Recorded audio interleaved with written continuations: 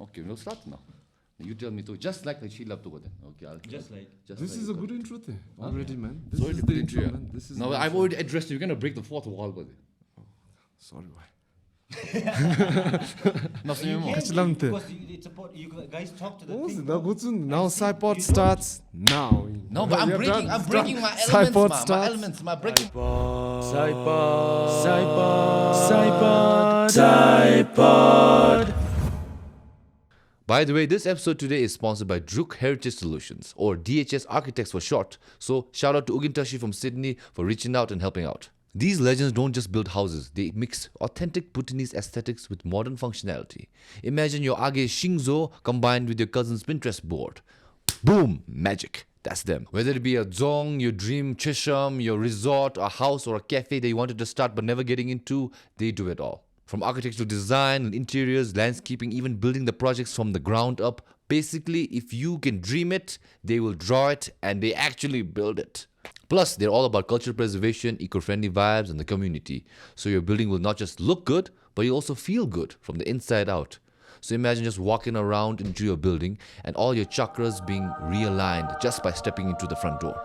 So if you're planning a project with more than the uncle contractor with the ruler approach, then get in touch with DHS Architects. The name is fancy, but they keep it real. Now, back to the video. We did it, man. Okay. We broke you, man. Okay, then if that's the case, yeah, we're back for another episode. Thank you for ruining my flow. And we have Inola again joined today. So say hello, Inola. Hi. And who do we have here? Please say hi to our local and global fans. Hi, I'm Ninjyed. Born, raised, brought up, and programmed in Bhutan. Programmed in Bhutan. Wow, what a word, man. What a word. Okay, anyways, before we start, we always have to acknowledge our loyal podheads, our members who support this podcast directly, transparently supporting the podcast. So, kadiche, shout out to you all. So, please give me a minute or two. Now, our memberships have increased, fortunately. I'm very happy. And if you want to be a member, it's in the description. How do you look at it? Is it the YouTube? Yes, it's on YouTube. It's on YouTube. So, thank you to Wangchuk, Dorji, SuYangZ, Baked. Wow. Tashi, Tshering, Lhazzzy, Inola, Pema, Ningtob, Yume. That's Doti. Shout out to Doti. Pema, Chuzek, Vyas, Chettri. Your dos. SMU, D10Z, Lhakimo, Lhakee, Sangay, Choetsho, NoPay. Shout out to Ugintech. Tilawandi, Drakpa, RINXIN, Bonde 69, Deki, Deki Ga, 18 Jan, Chuks, Pinso Wangchen, TW Gelmo, Cho, Mr. Meow, Lexin, Ugintech. Again, double subscribe. Man, what a guy, man. Arsenal, we try 2025. We are still trying. Okay, next week, second leggy. If this comes out and we win, then sucks to be you. If we didn't win, I'll continue. Wow. Then to NW, Leo, 2.13K. Jimmy Samdrup, Deki Lhazum, Tshering Palmo, Espelmo, Petso, Zambia, Cheme, Jintaka, Kezawamo, Tashila Pems, Kezadem, Genyan Hub, Pema Pao, Tsogi, Chance Pike, Madness, Ultron Bhutan, Som Nam Nam Nam Nam, Ocean, and Tashi Dorji. Kadiche, thanks. And also we have to give a shout out to DOMCIIP for supporting this podcast and the creative industry in general. For this mics you seeing is brought to you by them, and also they are trying to help with copyright. So Chindusu, Nikeruki, Owner the Sumo. Stop downloading music and making your own, slapping some sub lyrics on top of that shit and making money. Okay, support artists. Jada. Okay, sorry. Okay, nice. Anything else I missed from the IP thing we attended last time? Okay. If you support your artist more, SoundCloud na download upload. Come on, man. Come on. Okay, sorry. Now let's focus on Ninjyed. Okay, Ninjyed is a particular character, so we should talk about a lot of things. So, where do we start, Nola? Where do we start? We start on DOMCIIP, man, actually. Yeah. Because Okay. I think because I got involved with because of one play called The Window. Yeah, of course. And Yeah. I really appreciate what they do for the creative industry, man. I mean that honestly. Yeah, me also, honestly. Yeah, Because- we're grateful. Thank you. Yeah, and also the respect for artists and their time and their and kachilo koragi input, right? Because halamchi since we're still learning to appreciate artists and their art and their input in the society, right? Kachilo.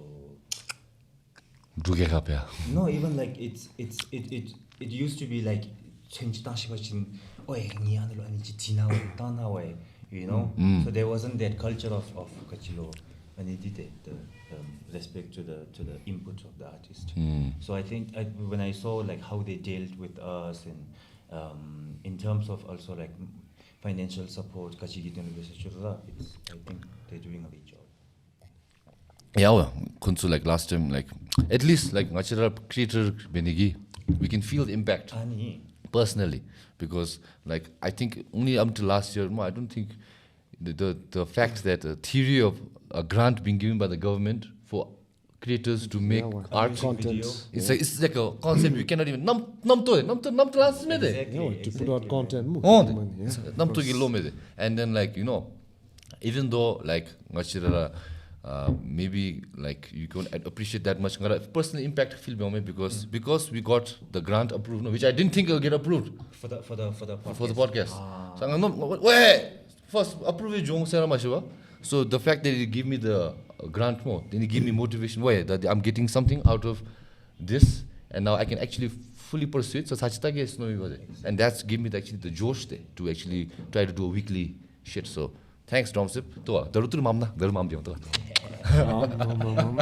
Very nice. Man, even like Builders of Bhutan too, right? Of course. Shout out to that. And also Jameng always calls me to before because I forget. We're today live from Juno Studios. So if you want to support the podcast, also support Juno Music Studios. and Juno Yes, Studios. of course, please. Juno Studios now Builders of Bhutan, a more serious podcast about the people who built Bhutan, right? And then we have Juno Music, where you get all the songs of your favorite indie artists, which are actually behind the camera right now. Yeah, say hi, song.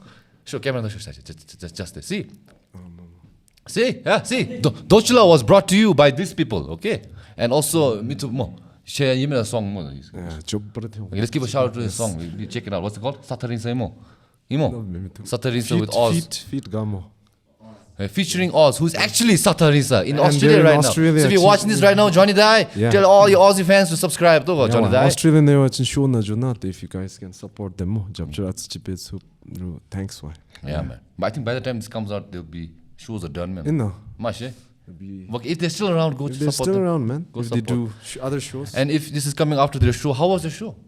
Did you enjoy? Mashe, I don't know.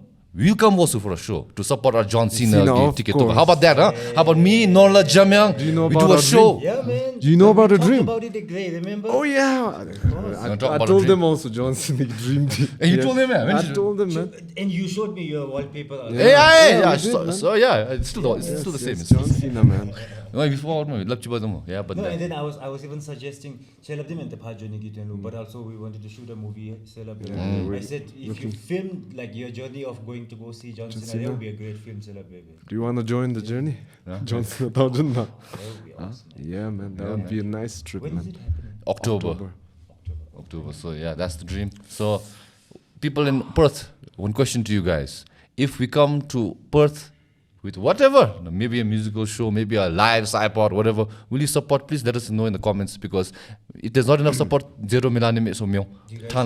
But if you want to for John Cena. Do you guys have listeners in Australia? Yes. I think most of our listeners are Chikagimi because it reminds them of home, loba. So I think most of our demographic is outside Bhutan, I think. 50%. It's literally. I I checked the haven't analytics and the insights. So 50% are in Numbers Bhutan. don't lie. The numbers don't lie, and they spell disaster for other people, not for me. But basically, 50% Bhutan, and then 50% is scattered around the globe, with 30% being in Perth. So shout out to you Perthians, man. Touching the Perth project, let's go. Touching the Perth, man. Let's go, touching the Perth, man. Yeah. Let's go, man. I reached the Perth of this. Mr. Ninjyed, Yes, sir. can we talk about the window? I want to know how it happened, Oh. about the play. So I specifically remember I was on a taxi from Lanjo Parker to town. Wow. And then Wangchuk. Specifically. So specific, very specific. So right after the wall, I got a text from Chami. Shout out to Chami, amazing person. And she said, "Do you want to Ninjyed? Are you free in I think September? What are you doing in September?" And I thought about it. I said, "Nothing at the moment. I don't have plans for September." And she said, "Okay, I'm putting out a play, would you like to be involved? And I never like considered being an actor or thought about acting, right? But then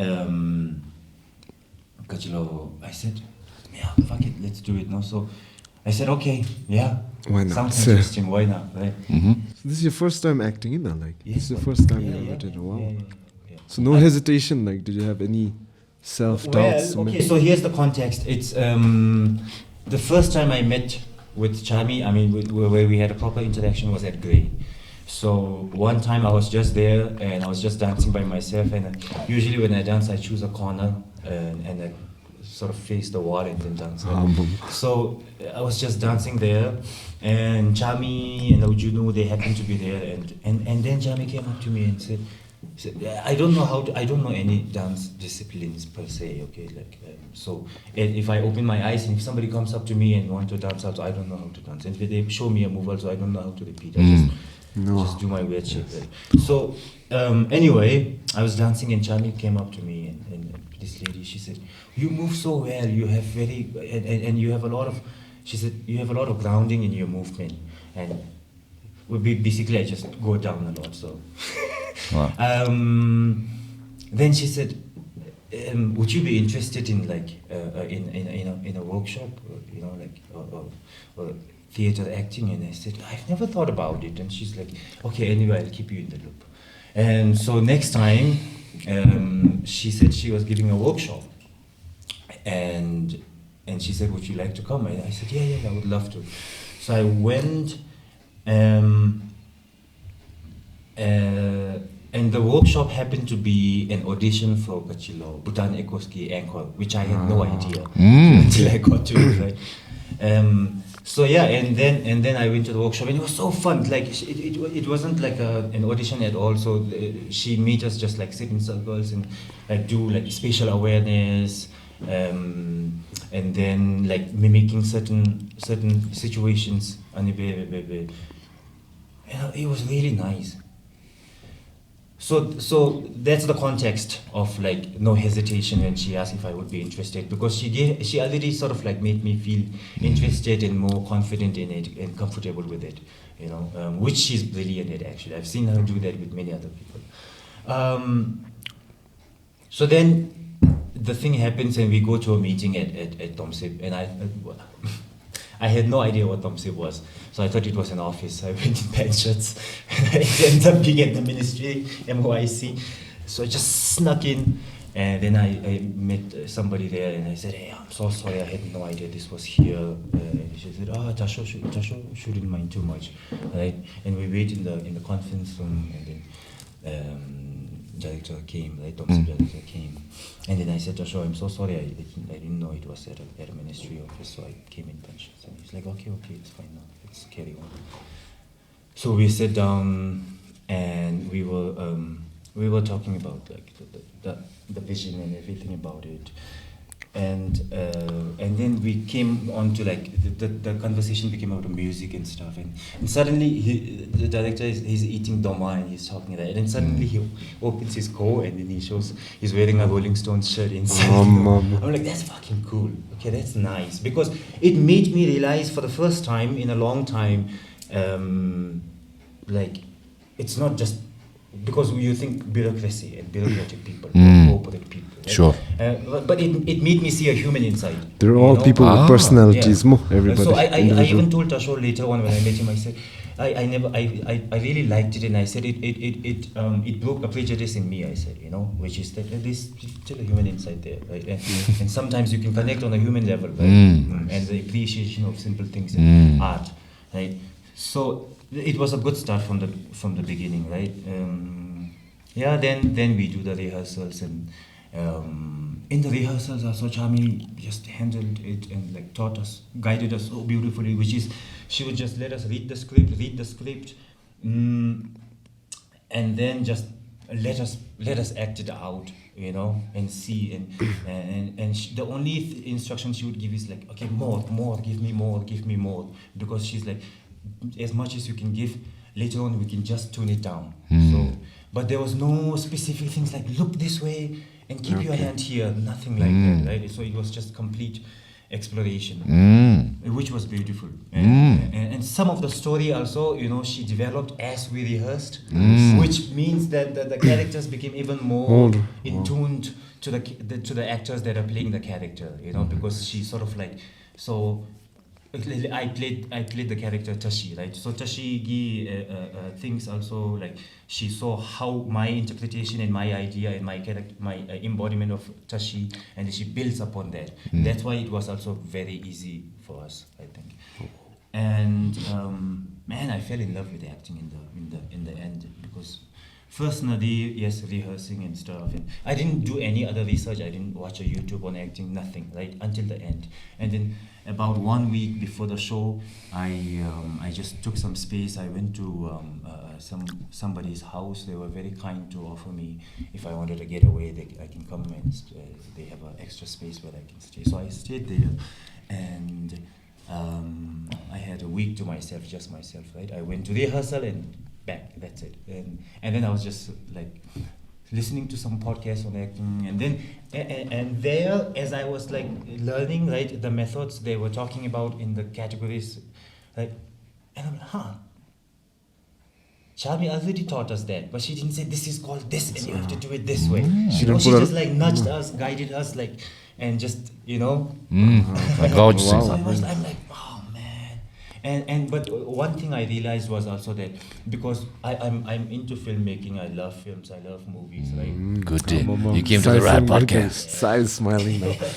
But my shallow understanding of acting was that you read the script, you learn the script, and then you follow the direction. Okay. The director's direction, right? Okay. It's like, but then acting, and then I learned it's so much more, and it's you can immerse yourself in it, and it's a very it's very intelligent. It's a very intelligent art form as well, in the sense that you need to understand human behavior and human psychology. Yeah, and exactly. And also you need a lot of empathy, I think. Because relate with them. And so all these things I learned, and I fell in love with acting, man. It is a beautiful art form. Thank you, Chabi, for introducing me and bringing me into this beautiful, beautiful world of acting. Yeah.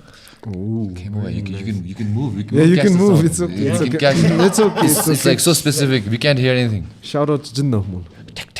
Shout out to Sel Dorji, amazing artist. an artist, and check out her art, man. Very nice. And basically. Dorji on Instagram. Can I ask one more question? Sorry. Okay, go on. It's about the Windora related. Can you talk a little bit more about the character you played, Tashi? Like, since it was your first time playing a character, did you feel free, like, from all the restrictions of being ourselves? I mean, when you play another character, we feel or did you get a feeling like that?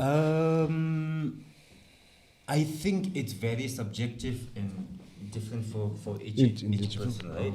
So for me, it wasn't necessarily an escape.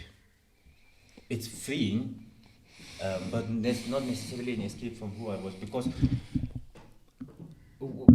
when you try to study the character and then you try to understand where the character stands in that moment, in that scene, you have to dig deep into your human experience, right? Because it's like, okay, if I'm in a situation like that, and if I'm in a relationship with a person like that, how would I feel?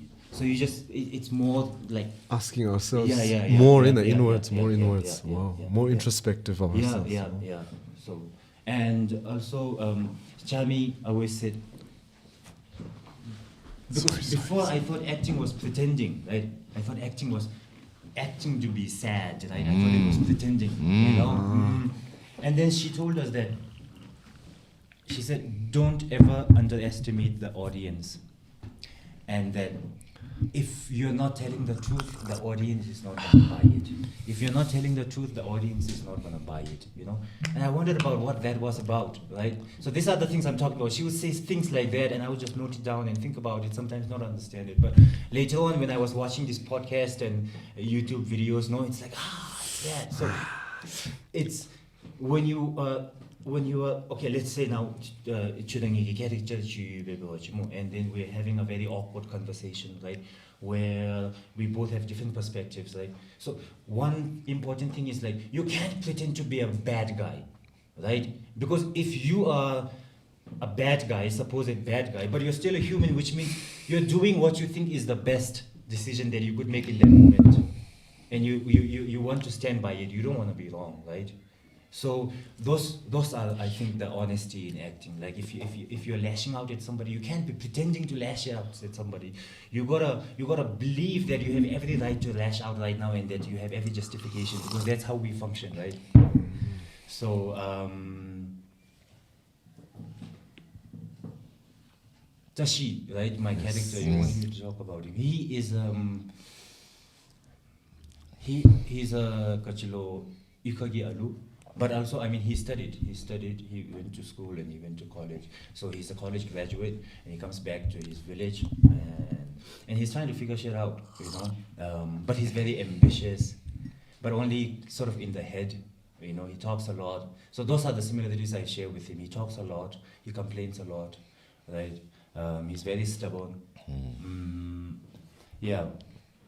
And also, he has a lot of aspects about himself that he doesn't necessarily want to find out. Yeah. Of course. Now that's my interpretation of the character. But the outline is then there's this Lemu, the girl, right, and they're childhood friends. But suddenly he falls in love with her, and now he wants to tell her, and that's how the story kind of begins. Yeah. Window's gonna happen again. I'm not too sure when. What, where? Thimphu ina. Thimphu Paro happened. Okay, nice. Very Good nice. promotion. I think Gelipu also. Yeah, actually. Yeah, good promotion. very Check it nice. out when Check it comes out, man. guys. I personally went. I went in the premiere. Oh, shit. Yeah, I need to do some shameless plugs. Yeah. I don't know. I don't have anything. You just did. This is a Don't plug worry, day. don't This was worry. actually a plug day. Without That knowing was it. That was a solid plug. You you That explained was a everything. solid You plug. explained everything. Usually when I have like, you know, artists or like people making, Nice. I tell them to plug more. They're not plugged eloquently as you have right now. It was very good. Nice. Bijili But like, yeah. Okay, then yeah. So Window is right. It's a theatrical play written and directed by Chami and supported by DOMCIIP. Yeah. You know what I'm talking about. That's why. But so anyway, it's and I think it's a beautifully written story and it's a very Bushnese story, right? So it will happen. Y'all check it out. I don't. You go it with blank slate. Chira enjoy byong. Yeah. I'll tell you that because not a person be. And then it gives you the experience. I think it's refreshing for us, at least Bhutanese, because ngachi plays nas me nam to me mena. It's very rare. Jalam. It comes. Hema drama. This is no hema school time. But then at least like people like our age have not fully immersed in this culture, unless you've studied abroad and went to plays and shit like that. So at least like it's like watching a movie, but literally immersion. You're feeling like you're part of that. I don't know, fourth dimension break. No. Are there any other Bhutanese plays? Hema did you? Joshua Game Dojo and all, they all became Kitty from then. Semtokhagi. Oh, yeah. They put out so. Yeah, man. Yeah, You should come on Norling, man. Norling TV na thing. Bangers na. We used to watch in the VHS. Pot of Gold Sugar movie. It was a play. But it's a Greek or Western play.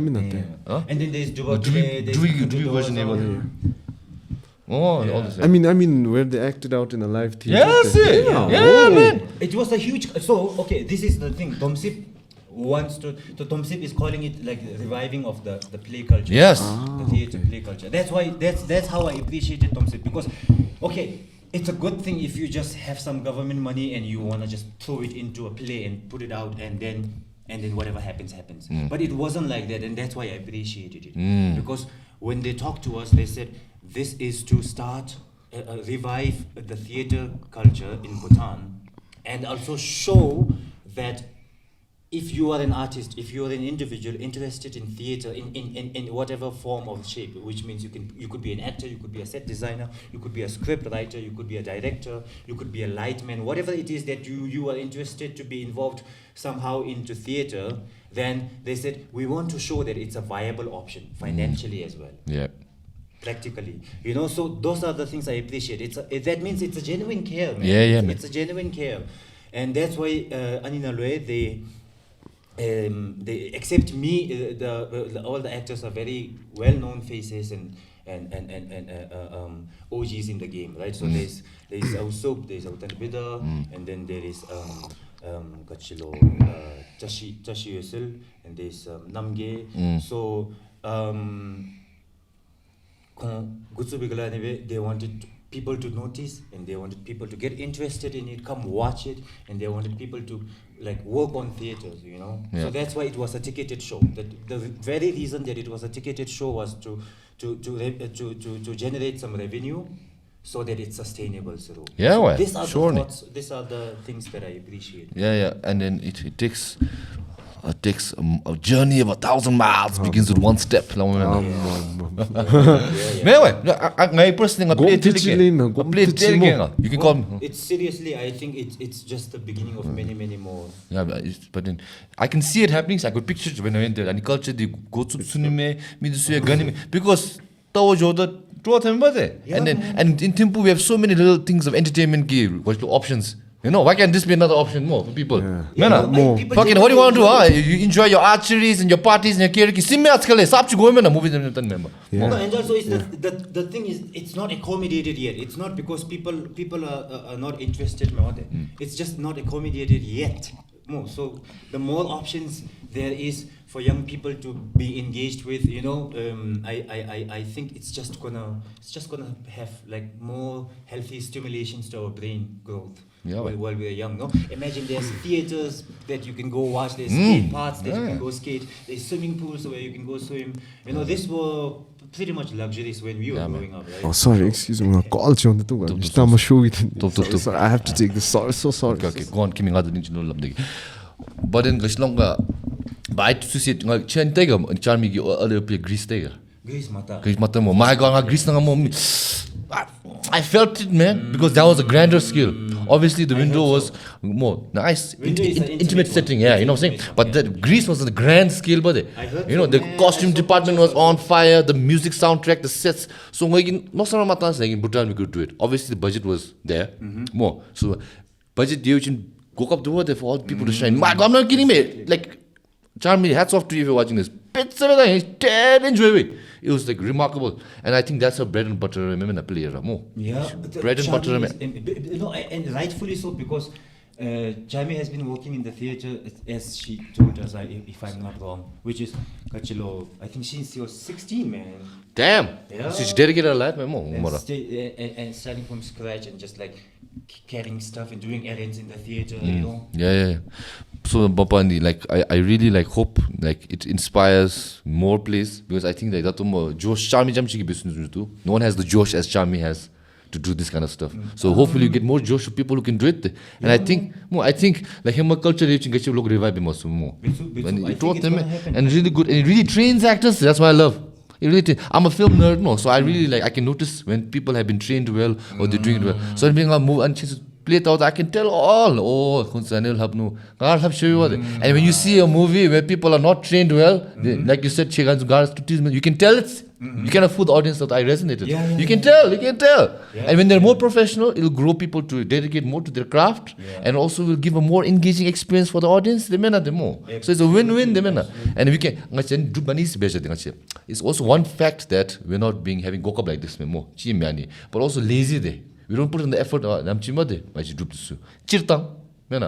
let me, right now what I've heard from your experiences, you guys put a lot of effort into that performatively, and you can shows it comes out there.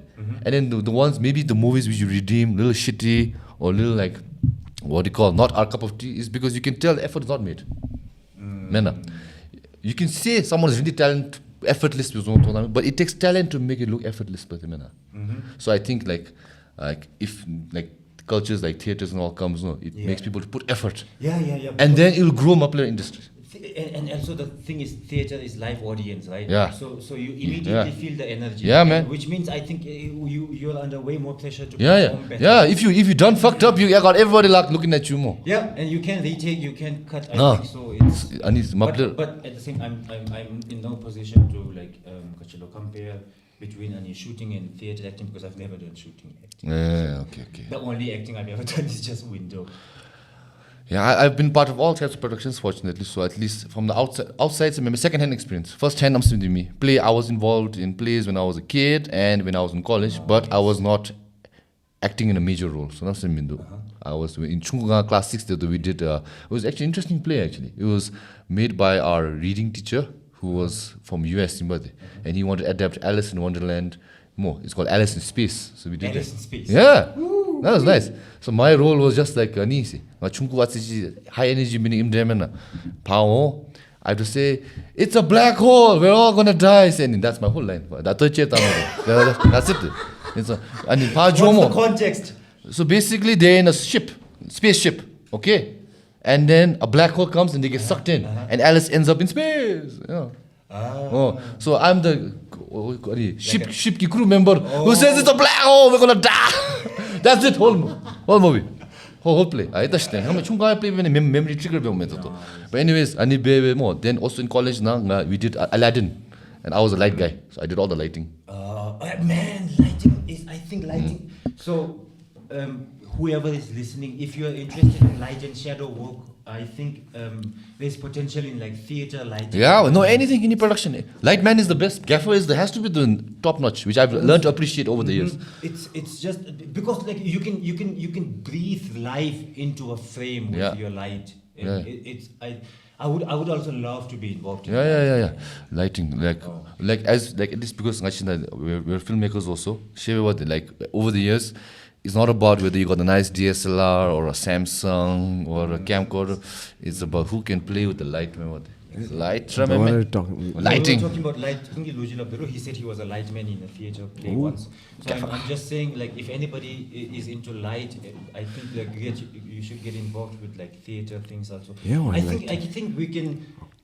We should be like talking about it more, having conversations about it more. I think we can really like build like a nice production team from Anis. That's my dream also. So there can be people like who specializes in lighting, and there can be people who loves script writing. There can be people who loves directing without writing. There can be people who loves acting, and then we just have an arsenal inside, right? I think that would be amazing. I always try to raise that sort of topic because I think there's no point for 800,000 people in a fucking tiny country to compete for 800,000 audience. Man, we gotta team up. We gotta build together. We gotta grow strong together. Yeah. And then we gotta aim at international markets. Yeah. Right? Ninjyed for president, man. Let's go. 5 years. 성현. Rendo. Like because first we can just then like start hiring each other, right? Yeah. Like we can barter, man. We can barter. Like I'm making a film. Can you do my light? When you shoot yours, I'll come shoot yours. Right? Yeah. So things like that. And then putting out. But right now, because I'm somewhat in the industry. You're somewhat in the industry also. No, I'm a newbie. Okay, whatever, but still, we're in somewhat in the industry, related, cross a branch, whatever. Related. So, like, I've worked with little bit here and there, and barter the biom.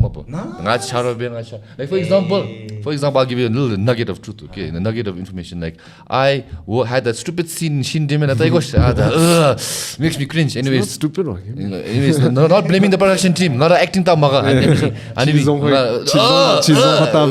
Everything. Sorry, okay, come on. Whatever it is, I did it more because I wanted an interesting experience, I can tell next time I'm going to movie, just for that shits and giggles. Shits and giggles. And also producer, he's a friendly, nice guy to me. Shout out to Dorji. And the production team is all like Anku and Charles Ishitai, DJ. Let's give all shout out. These are the people behind the camera who don't get much limelight. So anyways, my biggest no more. And I did it as a favor, say, member. I wanted to do it also. So that's a short scene. And after that, when I met our uncle, uncle, so he said, I'm making a short film about for Beskop Chettri. Can you please, help me out in base upper? You fit perfectly. And he did it with no qualms there. Yeah. Yeah, and he showed up here. He showed up here. So big thanks to Achu uncle. So people like these Exactly. So because like without expecting anything from other Charabelta, then fraternity to grow with, I feel good no. The fraternity is there. And also because I think it's not for nothing. So I'm because when I say like bartering and helping it out each other, I'm not talking about selfless compassion, right? Yeah. I'm talking about creating better opportunities for better reach, because like if you it's a tiny place with a tiny amount of people, so if you make something great together and put it out, it's a win-win for everyone. Yeah, sure. Yeah. But that's a really good point. I know some time up like why do we need to compete with each other? We need to compete It just does globally, not, it does not, especially I think in terms of art, it does not make sense to compete within each other in Bhutan. It just does not make sense. Go support all your filmmakers, movie mode, theater natawa song, chapter download, Spotify na be, YouTube look re-upload ma be. You know what else then? Ngai podcast tu be chance mi ani pirate chapni ki to YouTube na maple ta go so ads maple nye thapra mi so thap mi download bin nyam thyo ya ko 1 hour gi nyam chong ba de shadage upload be ko you made it difficult I picked a nice niche. Okay, this see you can't subtitle me on karaoke's, man. What's the niche? Podcasting niche there.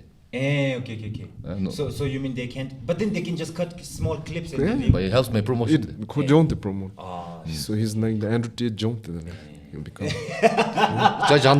I'm losing it. Gole cha jando. Right, that's Tristan Tate. What were you talking about? Yeah, that's how it goes. That's how it goes, man. Theater we're still in theater mo. Theater an interesting change up. Oh. Okay, so have you been ever part of a theater production? Che. Class 6 na jum dega kanyama ba school ka. Which play the Class 2 deuda. No. Ani fashion show la beva the where they dance. Yeah. Na teacher gi tsui mo line na. You were the model? Ana busnga dele boom dance pe not model. Ani love gi dance pin tu nga pal be mat supse. The madam namsam bugam be nga ya be tsu jaise. I could not dance. I could not dance with the rest of the boys. So nga the sos charge ya zo jai man. Nugget of information. So we were demoted, man. Yeah, man. Beautiful, man. My first play. Nice. What about concert na dance? Were you the butt or the head? No. We was the were both full acts. We were both full acts. Dele jumat se be sholo mos. Aj bazan joy the jumat se yemina. Jumat go vela. Nice memories, man. So yeah, if you guys are an educator or school owner, bring back at the school concert na play this bechu also. Make score memories, man. Pamya ga you reminisce, we enjoy it, man. So if you're an educator, start some plays in school. Let's start from the ground up, man. That's nice. I think it already happens a little bit as well. Yeah. I hope You don't it continues. schools I love it, don't. man. I love it. The Dutch now chapsat phone I was talking about in class 6 na play interesting day it was called Alice in Space. Wow. Which school? Sunshine in there. Sunshine, he doesn't like now. He's the ELCer, okay? He's the ELCer. We are the prime, okay? We are Real Madrid, okay? Gade beru ngachi school hem learning the sunshine close proximity neighbor te mutang na. Te jam te jam chi bitsung ba. Basically Sunshine Ma'am Deki started ELC there, and she was like the best teacher in I think Sunshine, and she started ELC. But in private school, so basically you either Sunshine school na Jojo or ELC school na Jojo. Right. Okay. And then there was a little rival like, hey, you ELC, I'm Sunshine.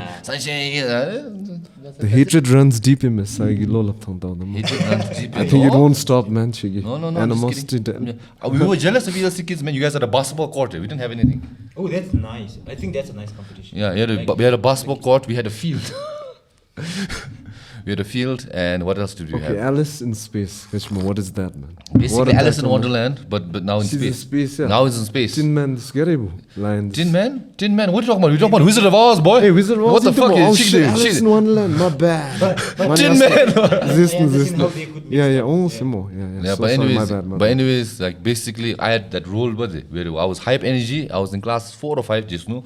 So my line Tshering, basically ship na judumena. It's going down. Get down. Arnold Zumina. Ship na dumena. Get to the chopper. Ship space na jodimos travel bebe. And then travel be black hole chitim be kondusu zitam be. Alice goes into the space void where she meets all these characters. Blah blah blah. You get what I'm saying? That's the premise. She goes into a black hole. Yeah, she goes into a black hole. Okay. But then again, class 4, so memory very fuzzy. So I'm chimchi shit. So my role was in the cruise ship no more. It's done. We're over. So my line was, it's a black hole, we're all gonna die. And that's done for the rest of the play. Just like Shinde the mo. Oh, I fuck off now. 20 years later, it's still the same. Still the same. Still the same. Hey, Still the speaking same. of best cop teacher, you have you submitted a film. This year, mother. This year, Mabit. This year we were busy, and I told Nola and all jumping to try. The last time got direction I be able to change to support big Belapchi, but yummy test no. Oh, yes. Man, I'm excited to go. Yeah, this time Big at the Crossing is opening film song. I kept missing it when they were like. Yeah, tick to me. Check it out, tick to me. I got a buddy. I missed the online screening. So I forgot about it. So I want to watch Big at the Crossing. Interesting with this. Interesting. Please, Beda, and please, you call them. They say there was an interesting play. I think you guys will find it much the toy but it's called Copenhagen. Hey, you told me about it. Yeah, it's Michael Gilabding. I don't know. It's very vague how he explained it to me. So basically, the premise is based on real people. During World War time, too, at its peak, like it's at the atom bomb erased the Manhattan Project in the United States. They're researching how to develop an atom bomb. Germany is also in the race, no? So these two people, scientists, Niels Bohr, the Heisenberg. Okay, Heisenberg is the student of Niels Bohr Imzumchi. Why do I So feel like his Heisenberg name is so damn No, the familiar? Breaking Bad. That's this, no, not Heisenberg, Niels Bohr. Niels Bohr tests or Niels Bohr measuring systems in Jega. You don't mash it. I've Yeah, heard that he won name. a Nobel Peace Prize, I don't know. You know, anybody knows? Structure of the atom Imzumchi. Niels I Bohr. think. I don't know, I've heard that name. Anyways, go Just continue. search it up, man. Structure I'll of look it the up. You atom, I don't know. continue. So Gadabiru, yeah, these were the two bright minds who were from each side, no, allies that nation. And one day, I think Heisenberg pays a visit to Niels Bohr and his wife in Copenhagen. And people saw accounts of him entering, and they spent like a few hours inside. And then when he got out, Kongi argue bebezum tombe jojo toinlo. So that's purely speculation, and the play is based on what might have happened inside that house. So there's only 3 characters, Imba. So they're saying this might be the most important meeting that ever happened because it led to the creation of the atom bomb. Perhaps maybe Heisenberg and Niels Bohr guy na chipajo. Can you look through my research? They come to uranium gonime to make the atom bomb, or maybe they're talking about implications. Should we really do that? Should we hide it from the government? Because anzumo sedabe. So that small meeting, the play is involved around that. I love the concept. What if, Zumchime? Because, What if in it history? doesn't matter what they talked about because it's already done, right? Sure. But at the same time, that's such a nice premise. Schrodinger's atom bomb. Yeah. Atom bomb. Schrodinger's atom bombs today. You know the theory of Schrodinger's cat, man. Yeah. So basically, we can only speculate what could have happened. So, yeah, that was what I wanted to say. Okay, I'll tell you one interesting nugget. Core memory unlock be. Just no subconsciously. Place go love them. So class 5 ni badang LS ki space ki. So I was in a literary club in class in Sunshine. That's why we're better than you. Okay, just kidding. Oh, man. Hatred, man. And I really. Where does it stem from? I don't know. I'm just kidding.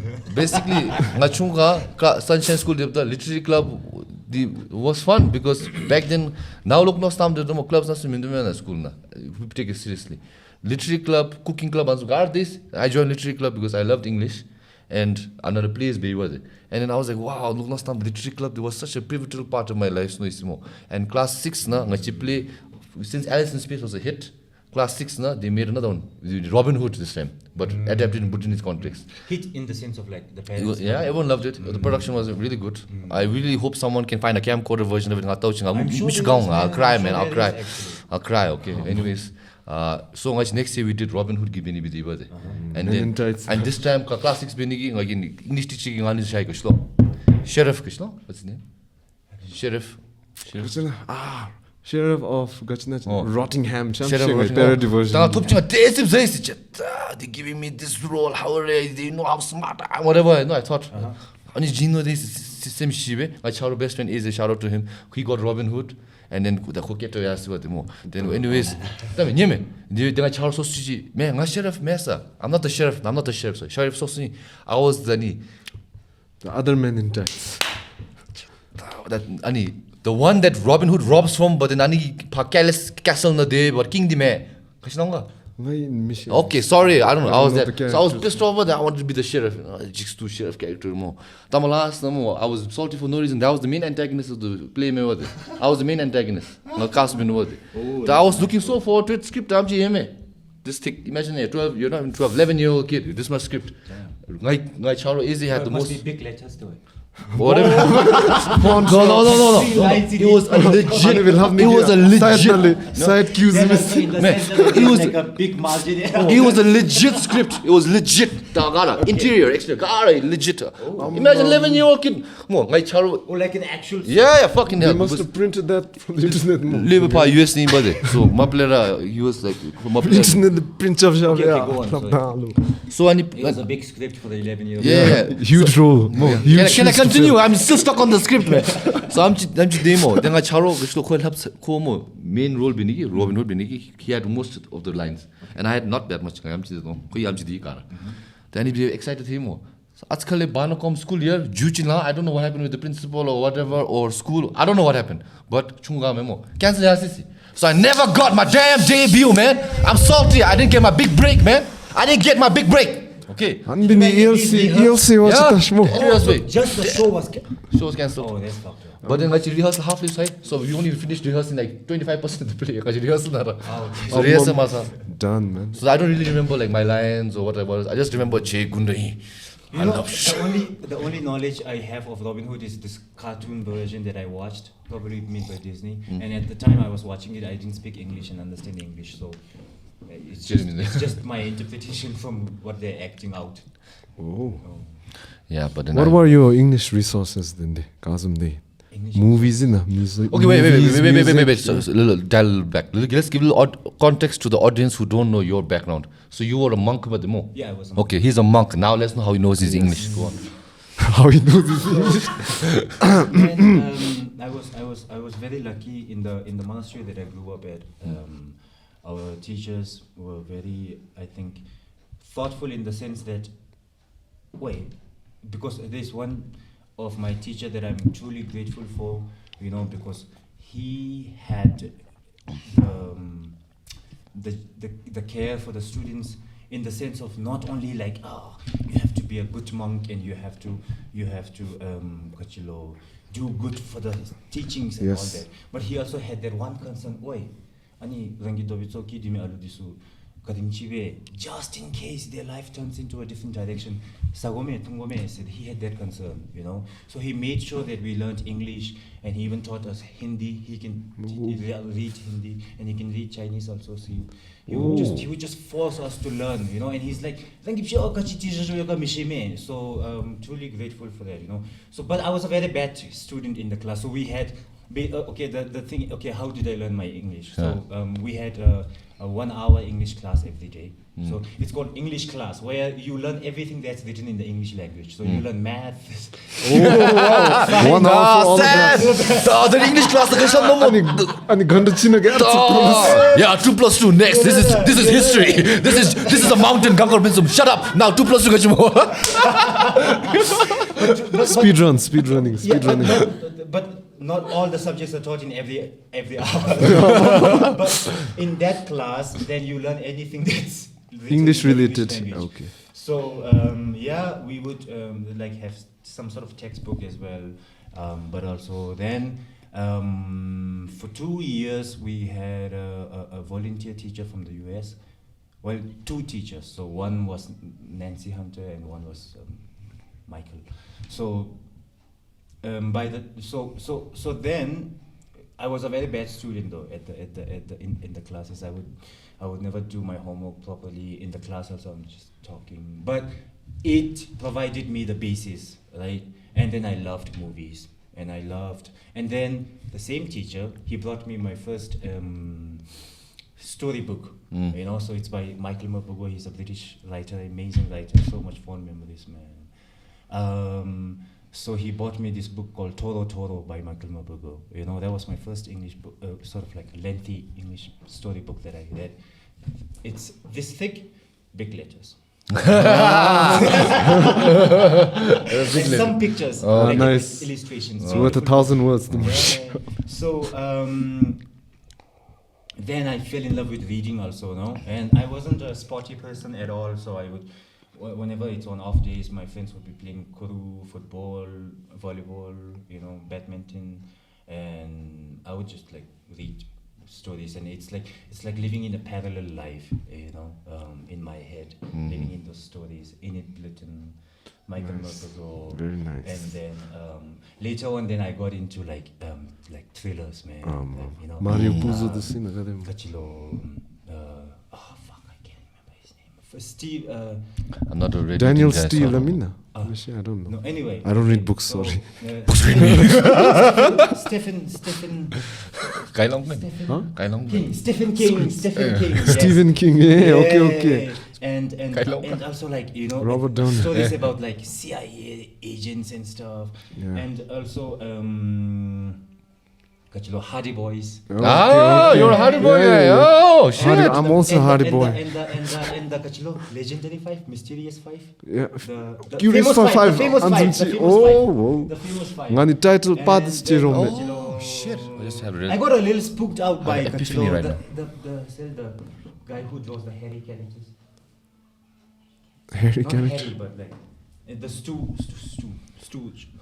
I can't remember. It's very popular. Mr. Harry guy. Hey, Dr. Seuss, Dr. Seuss, Dr. Seuss. What Harry guy? Eh? He is Harry. The cat in the hat. Cat in the hat. The cat. His characters are like made out of hair. Hey, Yeah, by the yeah, way, yeah. Hair. The Lorax, the Shaped suit. into. Yeah, okay, Is it, okay. doesn't it? Don't they look like that? Yeah, They look like- okay. yeah. Dark Secret the Nemesis. He wrote all these nice books. So I got a about little creeped out by his inclusivity, man. characters.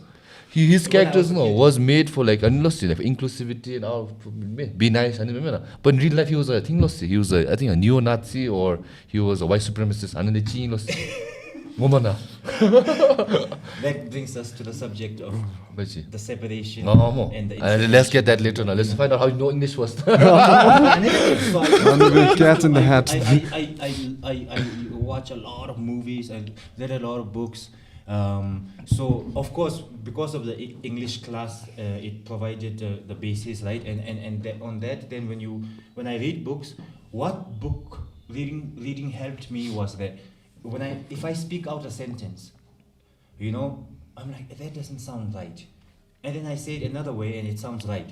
And those things I learned from reading, because in reading, it's good grammar, it's well edited, well written, right? And then you're not taught, this is present simple, this is past tense, this is past continuous. No? It's just you're just absorbing the information in a more entertaining, creative way, right? So that helped me a lot with understanding the English language in terms of the grammatical structure, and then in terms of the natural Speaking. flow and the colloquency of speaking, right? Then that's movies, man. You know, watching movies and hearing them talk, right? So this too really helped. How about you, Inola? Are you an English fan? English fan. Yeah, I was an English fan. English was a favorite subject. Hey, School. English in school. Yeah, Oh. I think What's your favorite subject at school? favorite subject siru gyaro Nina. Class I don't think I was necessarily studious person. yes, because I used to fail in all the unit tests. No, No, but was And there then- like a section yes. of a storybook, or maybe like Yeah. certain aspects of, like, maybe one time in that science Yeah. class, one I time think- that thing I know what happened, you're saying. I know what you're you know? saying. I think my English also ani chezumbe hemagi book the Royal Dals and the Blightons and the Slabbe. Then yeah, I movie the stuff, pop culture, video games. This I think I learned English from Pokemon games. Oh, that's Give interesting. you text That's this very now, interesting. then you're reading no, and Yeah. in a more entertaining way. Yeah, So I yeah. think video games, books, Yeah, yeah. movies. You have to make Very helpful. learning fun, remember? Actually, when you realize it. Because like if you're enforced to engage with something, it always it's like Honestly. it's against the nature of a lot of people, right? Ah. But if it engages you, right, then You're right, you're you're just sucked into it and you just absorb Yeah. it. And also cartoons. More. Hema, Doraemon, Hindi na Hindi. Lots of kids were speaking Hindi at home. Yes. Na. Yeah, yeah. Here in Thimphu. Yeah. and My sometimes uncle's so, son yeah. was speaking Hindi. So yeah, even cartoons, man. How do you think? Like, Your uncle was speaking Hindi My because of uncle's Doraemon. son. My uncle's son. But My that's the uncle's son, title, he eh. when he was little, he used to speak a mix of Hindi and English. Before he went to school, I'm saying. And meaning, I think we need to consume. We need more zonka content. The alusnas zonka land Fun zonka because we don't make content, zonka fun. Like right now, Yeah. zonka nga to theme. I like learning. yeah. It's fun. Wait, do you know how to say this zonka nga to theme? It gives me a thrill to know. As it's what GK again na mashi. Long me But I hate this subject zonga. I took tuition from class 6 to 12. Think about it. I'm just how they and class 12 zonga peli. The passion mo. He means it. He means it. You know, they would beat, they would be boring. It wasn't fun. So, Exactly. not even 1% of it. Accident ho. Soon Okay. And I hate it because, you know, when you hate something so much and you have to force to learn it, then you suck at it, you feel stupid, you feel whatever. And then Zonka labels say, you know how these labels are. They're not trying to make you feel better, trying to make you worse. Oh, sorry, but okay, you know. Sorry, okay. So I'm binigi Zonka labels is chastise binigi Zonka labni give fun emazo. A lot of like trauma from Zonka labels giving me soda and making me stand up and read Zonka lab my shift dangalu sodata alusuga. You know, a lot of trauma is embedded in my roots. Okay. I think Zonka teachers labels are getting a bad rap, man. No, I'm not saying Zonka labels like that, but the ones that I met were like that. Okay. Do you remember, Sai? I don't know if you heard. Kodangay article. There's a letter they put out to all the schools, like mandates. Yeah, from we had a conversation about it. Remember? Hey, chedangay na. Like, corporal punishment. Alu disu dani not you. SOYangZ TikTok. corporal punishment. Dani alu disu anzum chilabda like ditim gite kahibda. Alu disu anzum madang silam na wate. Especially Zonka teachers have a mandate. It's a stereotype, sorry. I'm sorry, it's man. a stereotype. The Zonka label Jimmy Chami Yamin who are very nice, very engaging. But the stereotype, the archetype is Zonka label is the old guy who atichi old school thinking, daniga, solataniga. That's the stereotype, we have to admit when you think about Zonka label, what comes to your mind? Does a nice lady come? No, okay. It's an old guy chewing doma who likes to beat kids, okay? That's the stereotype in our head. Sorry, okay? I'm the one who said it, okay? After me, you want to shy away, elephant in the room, but that's what we think about when you think about Zonka label. You should always pay attention to like the general concept and the general picture that comes to your head. Like if there's a collective picture of a role that comes to your mind, like a stereotype. I think it's worth paying attention to. Yeah. Right? It doesn't mean it's necessarily right or wrong, but it's worth paying attention to. But I had a few Zonka teachers who made Zonka very funny, man. Zonka dinina de takamitimo. The soon the su tekamo and labnigi. That's his favorite. Oh, yes, Lhaden shooting the slab danga to tainam some and bending Zonka. Yeah, thank you. But then now as an adult, I appreciate Gesalalen. I appreciate Chettri. I appreciate the stories we used to read. But not Muchungamo, Maple interest minigichime, I cannot bring the levemo. There is a second no. The interest mindu, the contus to them diamo didn't make it interesting. And then the few chakpa levidusu around the years made me feel small binigi. I think because of that I really did not zonka. So all the factors binigi. But with that being said, I was really into English because like Nola said also my video games and internet I loved like watching and I wanted to learn more. So I'm learning the but just now school education. So I thought English, the you need to know English to know everything, man. So I'm watching movies, video games, you know. English natural have missing. Like right now, look at me too. I've never touched a foot in England, okay? But I'm football now. So I can name like at least 20 cities in England. Okay, right now I said the Mugat deal London. London there. I can name like 50 boroughs in London. 50 boroughs. Chelsea, you know, North End, you know, area in Milo, London. She's nodding in disagreement, man. Okay, like you know, okay, whatever. I know like the posh street area, you know, Chelsea supports, so that must be in like posh area. See, I know, like Stamford Bridge here, but see, I know all these shit things now because I love football. So English, geography, knowledge, Hogwarts, Hogwarts, in my heart, man, in my heart. In the train. In my heart, man, in my heart. Hogwarts is my heart.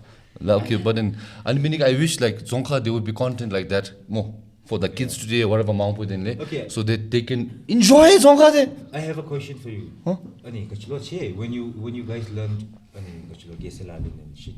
was it in Zonka or Chuke? Because chicken is Zonka. Himara Zonka mesh that chicken is Zonka. Right? Right? Namo lokeshare ya gangi chicken do music cha. See, therein lies the problem, man. Because, okay, this is my rant about Zonka. Okay, let's go. Yeah, let's hear. So, people are saying, like, I've ranted this before so many times, so, but people are saying, I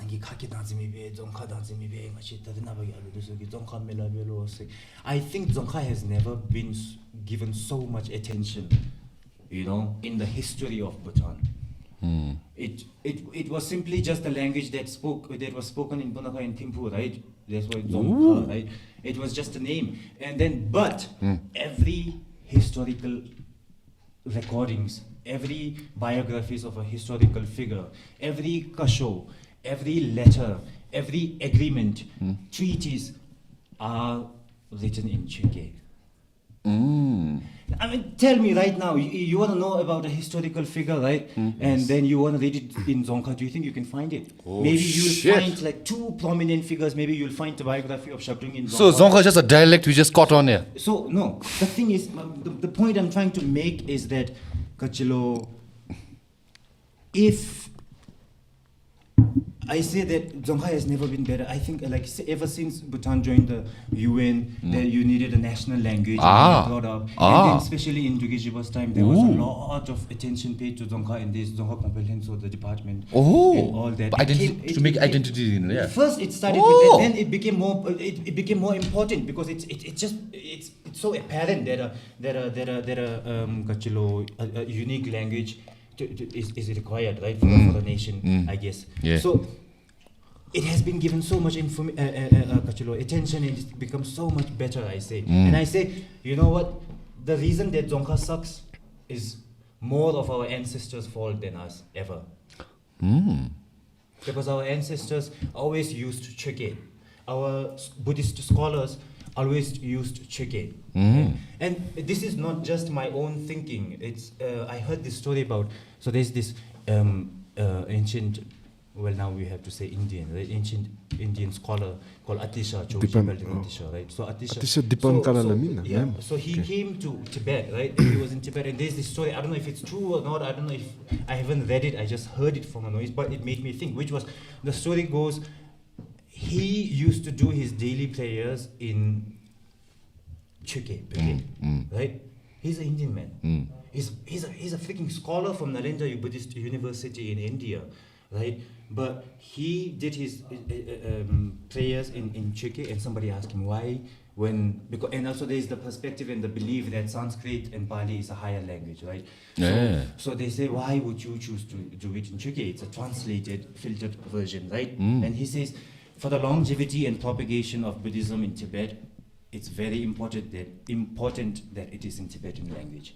Now just apply the same logic to Zonka, man. And I'm not talking about Buddhism, I'm talking about the strength of the language and the development of the language, right? For that to happen, for ideas to be completely absorbed, it has to be in your native language. It has to be in the language that you feel your emotions, that you experience strong, that you have strong associations of different memories and taste and sensories in single word. Okay, Ima, Tashi, right? Delicious. See, it's strong, man. It's in our blood, right? So now imagine you're trying to understand a very complex philosophical concept in a different language. I can't have philosophical thoughts in Zonka. My vocab is bored, but That's because there is no philosophies written in Zonka. Oh, damn. Exactly. Nice. So yeah, it's so I think it's. But now the thing is, what you guys are doing is also awesome, which is incorporating Kachilo, chetams and stuff, and like making Zonka puns. I think these are all crucial aspects that will help develop Zonka into a more diverse and for sure. strong language. Like I said, no, I grew up hating Zonka, but then you learn to love it and you learn to appreciate it, like you just said, it's part of the identity. It's also you unlock a different dimension in your brain. When you hear certain words, code switching. It sparks different things. It's called code switching, but so people who learn a lot of languages, they say that their personality changes from the language they speak. I completely believe that. So I think I only speak 2 languages proficiently. I speak few other languages very less, but even Dzongkha in English, there's a switch. There's a definitely switch because Japanese love show. So absolutely, way as Japanese love, I'm thinking a little differently. That's different genre. So Dzongkha is somewhat mostly the same. Dzongkha English, no Stami de love, but I feel like I think maybe other languages maybe there's a shift in personality. It's called code switching. No, have you heard of the term code switching? No. It's like how you talk to me and how you talk to, let's say, your mom. You have to change, man. Yeah, of course. Switch. Yeah. It's called code switching. Okay. But then, who are you truly yourself? I think that's only when you're by yourself, when you talk. But then, I don't know. Some people who are consistent with their personality, maybe they don't really need to worry about that. But I think Nola, he told me last time that we see different shades of Nola. We see 50 shades, man. 50 shades of Nola. Come soon, man. Sorry, how do you have But let's go back to Dzongkha because I really want to talk about this. Dzongkha, I feel like one thing I would like to tell, because now I'm in the point of privilege that all ranges of people are watching SHOUTOUT. I really appreciate it. So maybe his parents are watching, maybe labels are watching, maybe whatever. Okay, I need to get one request from me. So I watched this video once about Ronaldo, Cristiano Ronaldo, Copa Japan Najunus. Japan, and one fan came up to him and he wrote a thing, like a message to say to Ronaldo in Portuguese. But Aludi doesn't speak. So it's again como pata, whatever. I don't speak Portuguese, so obrigado, whatever. And people are laughing, they're laughing because the kid's not doing well. So Ronaldo gave Mike Barber, Chok Barber, we got out. He's saying, what's wrong with you guys? He's trying more. And you guys are making fun of him. That's the problem with you guys. Let him finish now. He listens quietly and he says thank you. And that video really affected me because I was thinking when I was a kid, when the kids were laughing and the label scolding me. And it was like, if there's fucking Ronaldo in that class, maybe I would like to learn Dzongkha, man. So if kids are having hard time, learning Dzongkha more, my shit that though. I know right now for a fact kids are having hard time learning Dzongkha because you meet kids these days, I'm not sure. Have you noticed? Dzongkha because they're watching the iPad kids, they're watching the shows and all. Okay, fine. I was also like a kid more. But then when these people, the most anime consume, they're not confident. Like sir, when I was working all job, doesn't speak Dzongkha at all. It's only Shamstown. And he's raised here whole life. Dzongkha part down the English lockdown. And then we find I spoiled things. Man, what are they? They're just not confident to speak Dzongkha. The love machine like my nuchu also nuchu love kukurtimnas me so when we go to the Yuka because go because not machine. So he's like reluctant to speak it. Just like I was when I was a kid speaking Dzongkha or whatever the kids these days are feeling more. So when they try to learn, please be nice to them, man. Because I heard a similar story recently. Aluchti laba konam semi chungale nam semi chise maybe se Hindustan pa this do the lam the sugi pa this kupar this deep mo the konam semi ani chise mindi ko pa jota to dem na sago chin anzum. I don't know where they hold discussions. The ani sago ko le lap da mi bom chigi lap chila se ani zongkhana ai chi zongkha mi shibo anzum chi atsin condescending way the alu the don anzum chi asilo se juve me na. The code namsam toy memo you're ruining a kid who has a very interest in these stuff. They'll have don't anzumchi negative reinforcement zumchi mo. I think if you can do it with that. So the machakpachi alusupa Australian raise be me do the audience. Now we have to admit more. So the English maplera accent barbejong, the zongal have nigi dissimate the top there lakachame. So if you're a iPad kid in Perth, more. Make an effort to learn Dzongkha. It's part of your identity. It's really appreciated. But then, if you're having a hard time, don't and if the fuckers around you making fun, tell them. Okay, I'll tell them or something. Tell him. Tell him, man. That's a fuck you, the kid. Don't do that, man. Do you know good resources? Okay. The thing is, I think Kachilo. Also, it's not just like people should put effort into learning Dzongkha. I think you have to really sort of understand the root problems, right? Because you can't expect people to just put a lot of effort. It's hard. Putting effort is hard, man. Putting effort into anything is hard, right? And especially if it's supposed to be your native language and national language and all that, it should be that it's easier to put effort into. There should be circumstances and situations where it's easier to learn Dzongkha. And how? I'm saying there should be more. Okay, so here's the thing. There's a stereotypical of understanding what Dzongkha is and what good Dzongkha is. You know? Okay. And I think there's two types. One is, if it's good Dzongkha, it should be like, hey, that thing. And then there's that stereotypical understanding of good Dzongkha, which is BBS Dzongkha. And I don't know why BBS, Nalu, it's all the way of speaking are same, because people have different accents. I don't know why we don't hear the accents, because that's the beauty of language, man. That's how the language Dzongkha accent here, part of the accent here. BBS na labis. BBS accent. Online na dari michi kesa keda no nya. Because it's a human being there who was raised here, and why are we filtering out the accent? Dari gini tu michi ba lamchi bob Tom Jams. Let me finish. So the thing is more, honestly. So I think there's two understanding of Dzongkha, but most of the time the thing is, if you're speaking Dzongkha, it's like tenga che tari kada nalu chen na milu. Sami kadi che tenga che na jam milu. Zina mi disuleta ta tu ku ogia wada tu nyam se olu maziba rebita disete na milu. Sami kadi che shuni. So it becomes a confined structure. Because that's just Dzongkha. No. So I'm saying, the understanding of Dzongkha, the image of Dzongkha, the picture of Dzongkha. It's too formal in Too formal.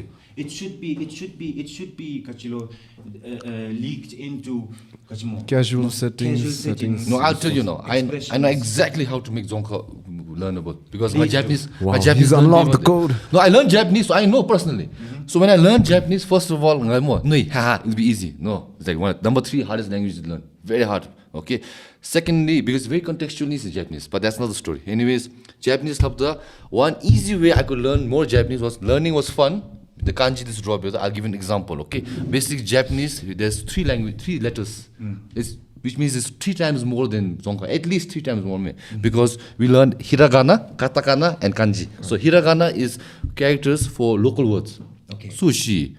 What are the Japanese words? Konnichiwa. All in hiragana. Okay. Hiragana. So there's like, I forgot on the number, but like let's say 20 them. Okay, hiragana. Characters? Yeah, characters. Okay.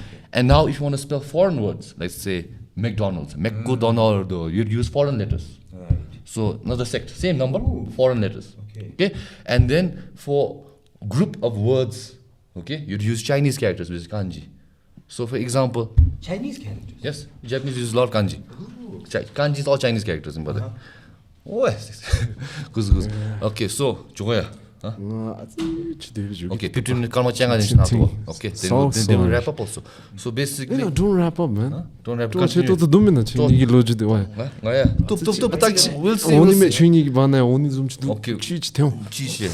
Okay, anyways, kanji explain big is very fun. When I'm explaining to you, guys will have fun. So kanji is basically more words which characters which mean words. So example, this is a mountain. Okay. This is a person. Okay. So if you take a person and a mountain, what do you get? A mountain man. Mountain man. Oh, simple. Mountain man. So simple. So example, Anis, fun. So basically, there's like 10 characters, and you combine them, and with those combination, you combine another combination, and you make words there. But wait, help me understand this. Okay. So do you have to take a guess if you see a mountain and a man? Yeah. It could be mountain man or boy or person. Okay. No, they're very specific. Very specific. So example, Anna. Mountain man. So basic characters, Anna. Sun, basic characters, mountain, and so God combine baby. I'll give you easy one. Okay. This is woman. This is woman. Okay. This is woman. You want to see what this? Yeah, I'm seeing it. Okay. My. Why with your This is woman. This is woman. Okay. This is woman. This is woman. So you just learn woman first. Okay. Wow. Now they say, if you want to make now they give you this is cheap. Okay, this is cheap. Okay, this is cheap. So how they explain it when you learn kanji is, okay, when a woman goes outside, she spends money and shops. But if she stays inside, she doesn't shop. Therefore, cheap. This is cheap because it's a woman with a roof on it. So funny stories. Explain something in there. Okay, now I'll give you the best one. Okay, the best one. Okay, this is a woman, right? This is a woman, right? Yeah. Okay, now I take 3 women. 3 women. Okay, what do you think it is? 3 women, man. 3 women. A group of No. Noisy. Really? For sure? Noisy. Like for real? Yeah, 3 women a night noisy. Damn, bro. So it's written by a man, definitely written by a man. Okay, Definitely. Kanji was written by a man. But funny things like for example, this is fire. Okay, No, this but I is really- fire. I really like This is the- season. Fire season. What do you think it is? Fire season. Yeah, fire. Anzumde. And But I then really like the story about What? if a woman doesn't go out in the shop, yeah. like she stays in the house and therefore she's cheap. That's what she's. That's like So anyway, so what I mean? it creates association. Oh, mental So just like that associations. example, ngai mo tsaging nga zonka maple class 12 institution tami. I went there. I know about like 100 Japanese characters. I know about 100 Japanese kanji. Ngashe.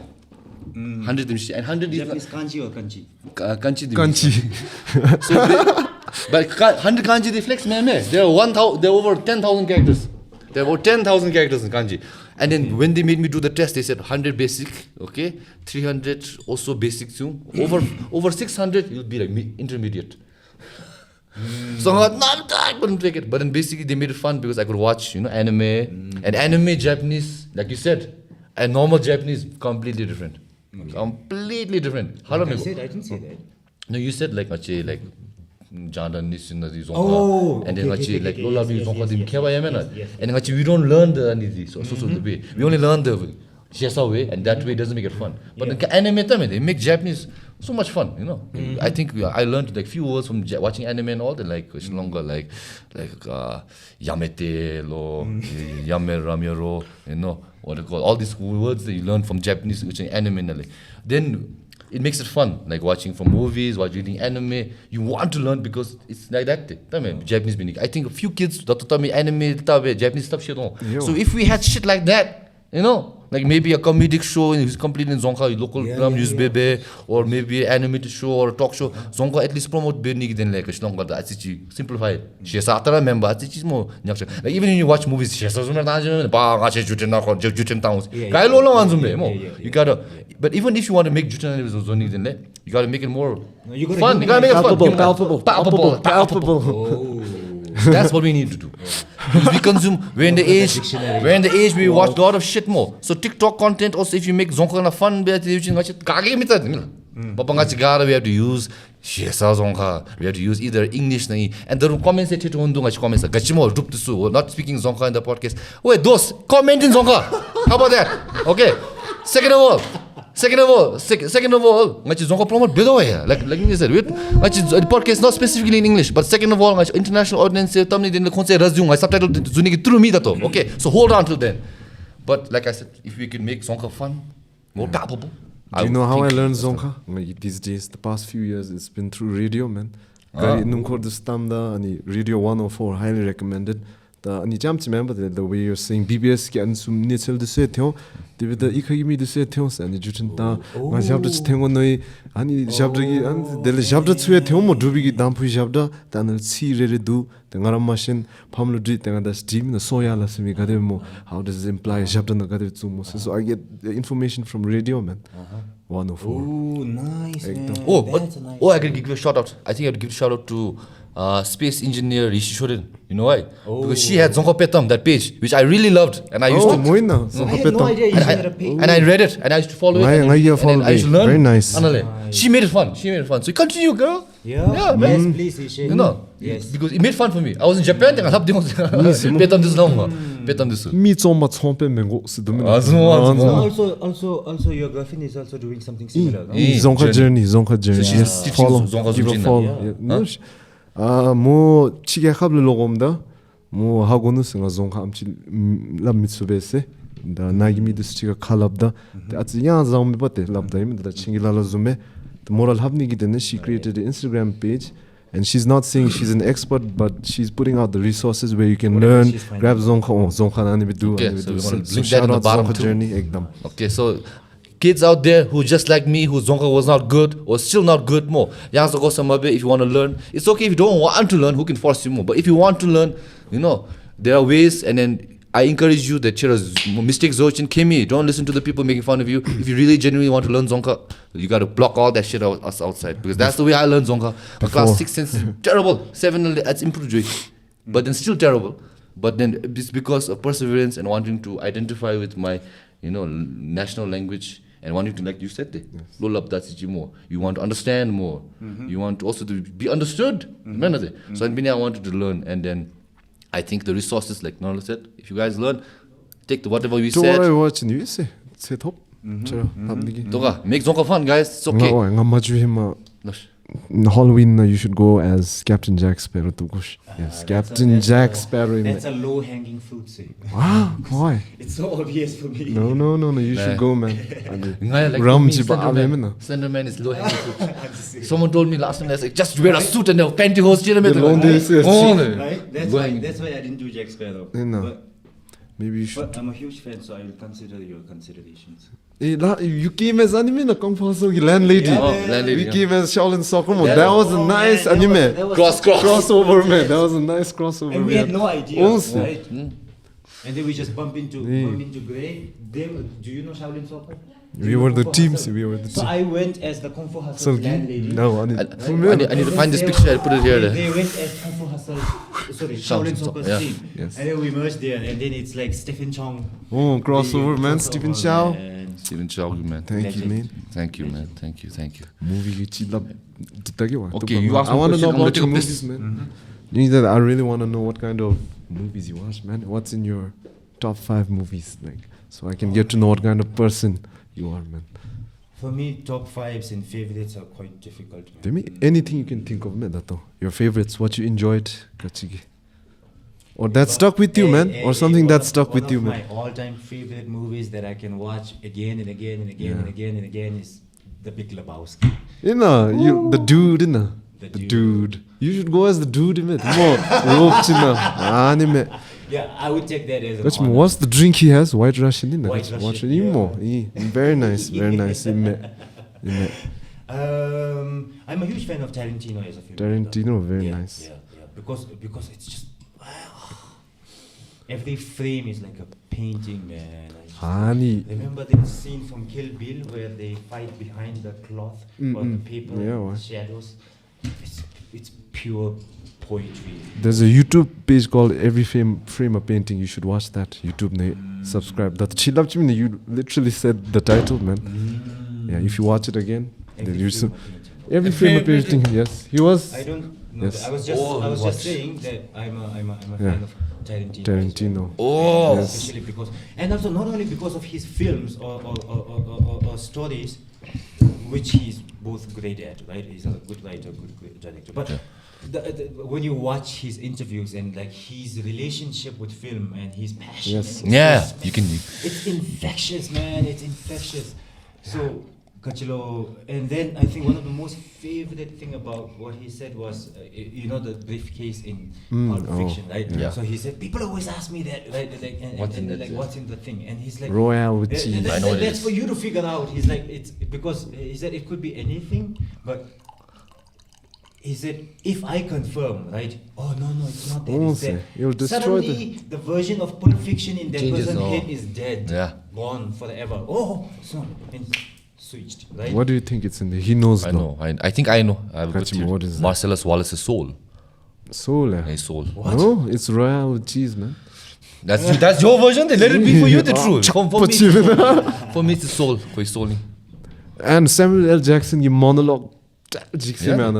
Does Marcellus Wallace look like a bitch? Does he look? Does he look like a bitch? No. Then why are you trying to fuck him like one, man? And also, the first movie he likes watching. Yeah. Shit, I don't remember that line, man. You don't know the line? Does Marcellus Wallace look like a bitch? No. Don't bother. Huh? What? Does he look like a bitch? Does he look like a bitch? No. Then why are you trying to fuck him like one, man? You should watch the WWE version, son.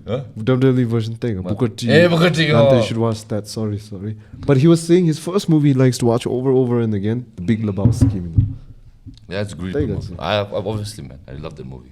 Yeah. So now we're here to the I'm the dude, I think man. one of the most enjoyable movies to watch is also Death Proof.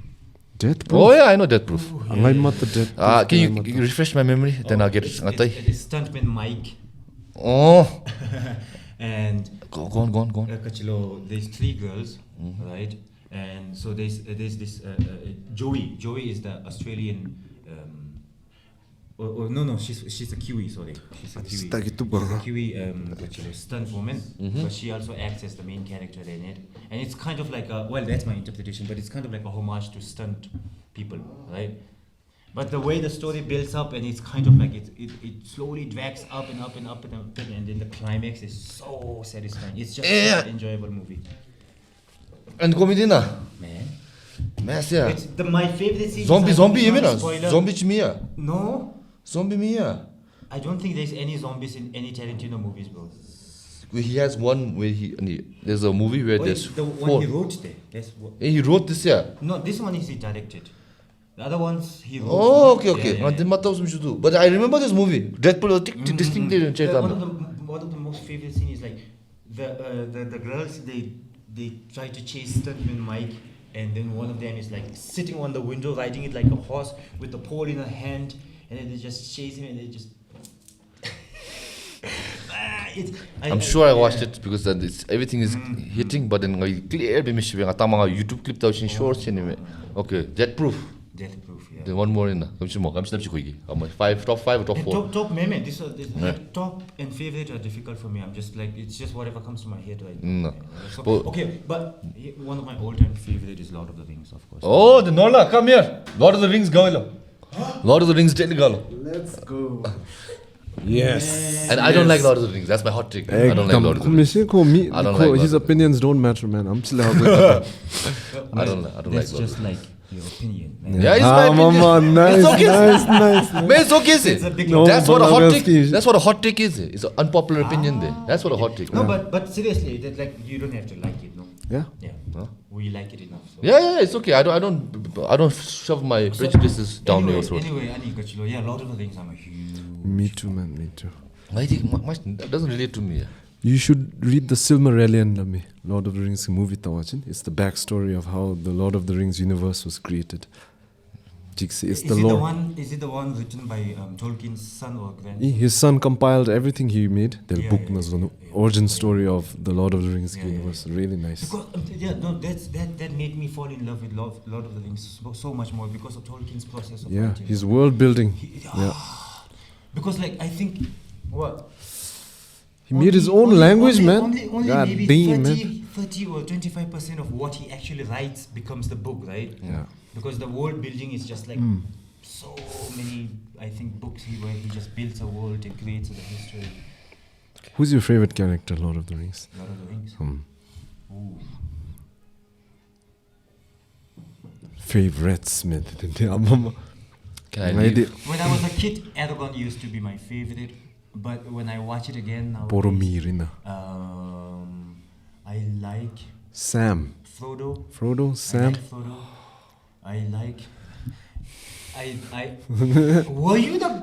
Oh, you're not the one. No. This year Gandalf bujum tu ko. I'm usually the Gandalf, Nolan, all the hobbits. So ngas ker hobbits bujum ko Gandalf. Pass. Exam the time now.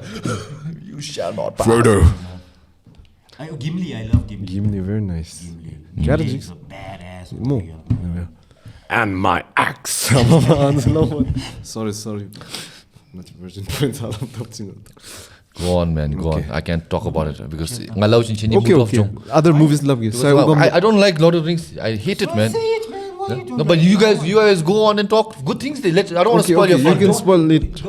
Lord of the Rings doesn't need to be talked good about. Okay. It's a generic story, man. It's beyond that. guy with the ring goes saves town. Wow. Profound. Ignorance. Okay, no.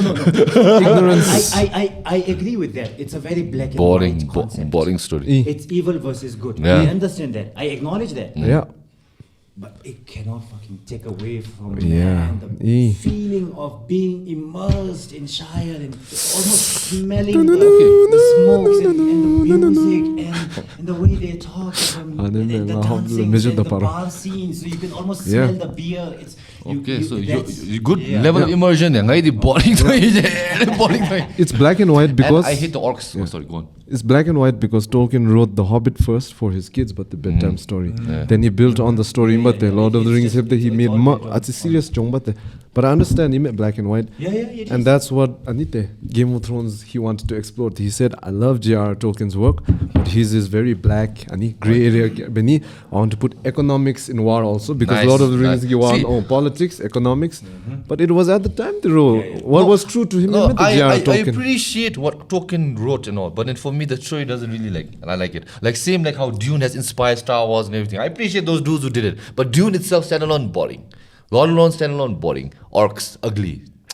Orcs, they did him dirty, man. Orcs are beautiful, man. Fuckers. Okay, that's a hot take. Yeah. Orcs are not supposed to look like that, man. They're looking fucking savage, man. Orcs are green. Okay, what first gives of you all, authority to I played to Warcraft, how okay. what- Warcraft, say. I love my orcs, okay. Mughal Khan, okay. Mughal Khan, you remember? Mughal Khan, the orc which became Okay, red. So, wait. That stories were all Sorry. tarnished because of fucking Tolkien, man. So your idea of what orcs looks like is dependent on Warcraft? Yeah. Yeah, way. Warcraft was inspired by J.R.R. Tolkien's work, remember? I don't know, but I don't know I'm what- connected. I'm connected to the Warcraft's version of Because orcs. they're the Oh, ends, okay. tree So ends, it's get not it? about thing. It's your reason for not liking the orcs of Lord of the Rings. Okay, Yeah. makes sense. So why I don't like the orcs. Orcs thomchira atago mano. In story nyemda it's like nothing like you said, the black and white. So it didn't really like appeal to me. But I get it that it inspires so much jokes and the world building. And they appreciate it, man. But just I don't like it. We understand, Yeah, I yeah. don't get it. Yeah. So but then like I love Harry Potter, but I know Harry Potter is also a flawed story. The most overrated villain. I don't know much about Harry Potter. Harry Potter interesting. What Adventures are interesting. I think I watched all the movies. I didn't read the books, Yeah. and also I watched the movies. Most of the movies when I didn't understand much English. So Yeah. So but like Nola said, inspired Game of Thrones, which I really love, except the last season. Not inspired, remember? He just wanted to do it differently. But of course, Yeah, inspired. fantasy one. Of course, inspired George R.R. Martin. Who inspired Sato? Of course, it's Tolkien, man. What are you talking about, man? But yeah, but then what Lord of the Rings is. Okay, next movies. Then I'm going to show them otherwise. Okay, we understand. Shina, I really wanted to enjoy this conversation. I'm so sorry. Episode Dorji, please.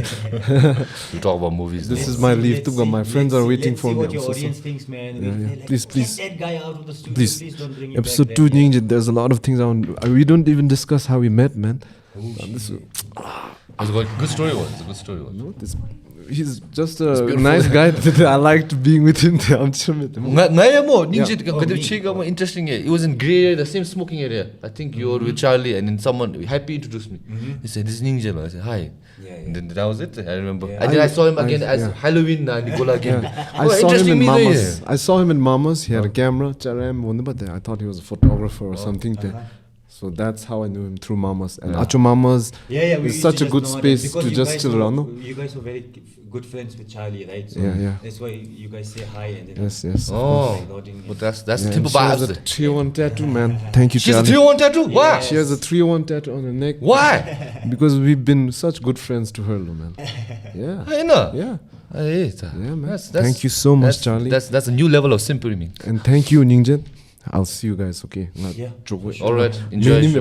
Enjoy. So sorry. Leaving You me guys hanging. move in the He left me center. hanging. He left me hanging. What the fuck was that? What the fuck? On camera? What the fuck? All right. Okay. Yeah, you might get margin. And disable betanda de. Disable betanda de. If you can figure it out. Let's see. Can you figure it out? Talk here. Hello. Then off chap David. It's gonna ask. It's gonna cause disturbance. How? Okay, we'll add some sound effects. Okay, then we'll do 30 more minutes. Then I editing the Lhakee. 1 hour, 30 minutes, 25% left. 1 hour 30 minutes. Okay, we'll do max 30 minutes more. I battery shini me. I editing job the export. Okay. Okay, since you're leaving, what should we talk about? Yeah, interesting. What should we talk about? Since you know both of us in one way or the other, what do you think we should talk about? Yeah.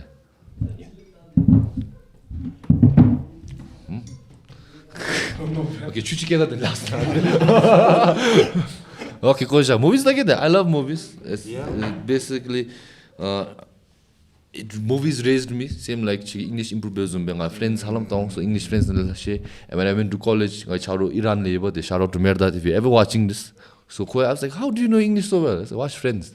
So Friends, and then there's a lot of people who learned English through Friends. A lot of people. I think so. A lot of Friends people. is so loved. I haven't watched it. Nola doesn't like Friends. Mo Nola.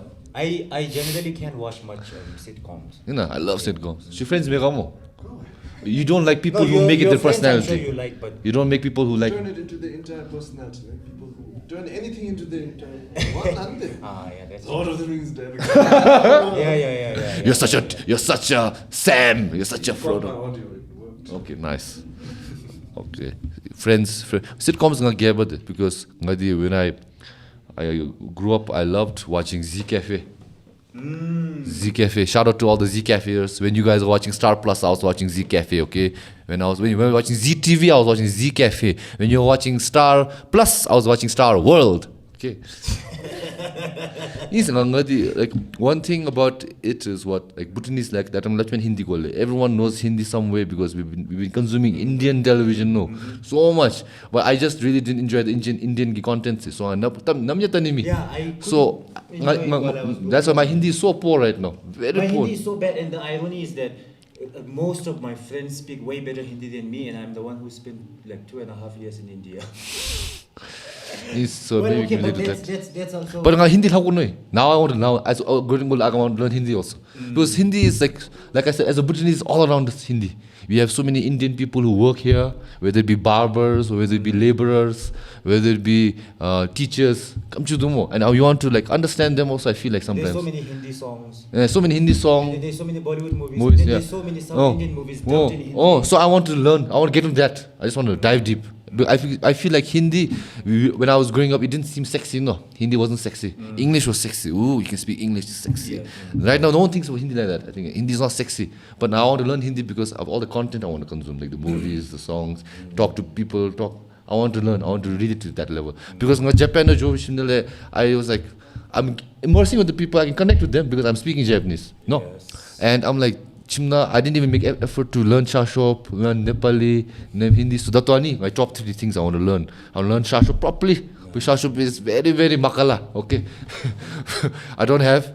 I want to learn what you call Nepali because again, very common spoken language in Bhutan. Yeah. So then after that Hindi lagunni. So then I can travel India because India I'm not even thinking about the wonders I can explore in India. Well, okay. So here's the thing. I think Hindi is not necessarily like the Go to for in India. Yeah, because if you're actually in India, so that's the context, right? If you're actually in India and if you go to the south, nobody speaks Hindi, right? So, But then let's say I go to. well, if you go to the major cities, I mean, Let's say if I go to the south and they don't speak English, but at least Hindi somewhat I communicate with them, they can actually in understand. south people speak way more English than Hindi. Okay, then my mistake. But if I go to the Hindi speaking areas, I can connect with them. Yeah, man, which is a lot. Yeah, which is a lot. 1 freaking billion, so Yeah, and then this. at least half of it speaks Hindi. So I want to learn. But the first, I need Shashub the Nepali bini. Shishega. Shashub Mishia. Shashub, I want to learn actually. You know, Shimishia. I thought you'd know, yeah. I thought you've learned in languages, no. Mia, how's your Shashub? All good. How's your Nepali? I can shop, I can buy food. I can only say like 4 or 5 sentences. How good? How's your Nepali? Huh? And as the Timpuan, I was not Bhutanese. As a Timpuan, I go mo Shashop and Nepali to get around, whether it be in the office or whether it be in like. No, I think it creates a like. Man, it's useful, very useful. Extra layer of connection. Yes. Yeah. So that's my I want to learn, but then I need too lazy. No, I wish there was Duolingo for Shashop and Nepali. I would take it. For sure. Is there a TikTok content or anything which teaches Shashop and Nepali? I'm sure, Please man. introduce me. Comment. Because my Shashop is okay. Like I can understand, but then speaking very bad. I know like nuance a little bit like Aisam, Naisam. You know, Shashop from Pema, they only say Aisam, no matter how many people are there. One Shashop word I learned is Nadu. What's that? Oh shit, what does it mean? Nadu is okay, I think tup, right? Tikpe member, tikpe. Oh shit. Okay, what is Nadu? I think Nadu is tup. Kaya, siya, Right, ina. Nadu, yeah. Shashop ina. Now the tupina. Kaya long ang zumbi. Lovely No, I yeah. always say it well. I've So, heard yeah. it, but and then I heard it recurring, so I asked some Nagu, no papa, like Yeah. I heard him on the phone, and so like, yeah, Nadu. Oh, What is nice, fun fact. Yeah. But okay, enjoy. All the best. Enjoys. What was it? What's Nepali word you like? Nepali word Yeah. I like. Mokonsa. Mokonsa. I love Mokonsa, Mappa. What's your favorite word? Because Mokonsa is like a feeling, it's not like where am I? It's like, oh, Mokonsa. No, you can imagine it. It's got an emotion. It got emotion to it. Nepali would be your favorite. G. What's your favorite Dzongkha word then? Dzongkha you well learned. You're very good in Dzongkha. What's your favorite Dzongkha word? I think more than word. Phrase, yeah. No, there's a... Because Dzongkha also has a lot of sounds, right? Do you agree? Yeah, well. We make a lot of sounds, like... Yeah. So I really like that. It's in Japanese also. Japanese Dzongkha very similar. So when I was learning Japanese, I realized where. Dzongkha halamchi deme. Example, ichi, ni, san. Chi, ni, sum. Yeah. See? Yeah. Another one is It's in literally.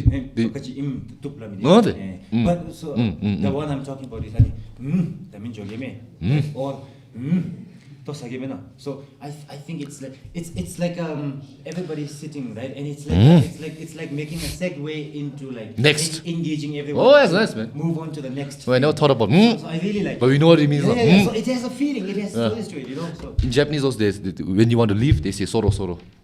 So its full form is soro soro shitsure shimasu. So shitsure shimasu is excuse me. Sorry, I have to excuse it. And soro soro is like time is winding up. So now people just say soro soro, which means the jokomes. So I think that's their it's Japanese ki soro soro. Just ask any Japanese soro soro hago. Long jogo. The chaigo shita zumchi. So little nuances. So Japanese is very contextual. There's literally a phrase in Japanese. It's called kuki o yomeru, which means read the air. So some things can be said, same word can mean 5 different things.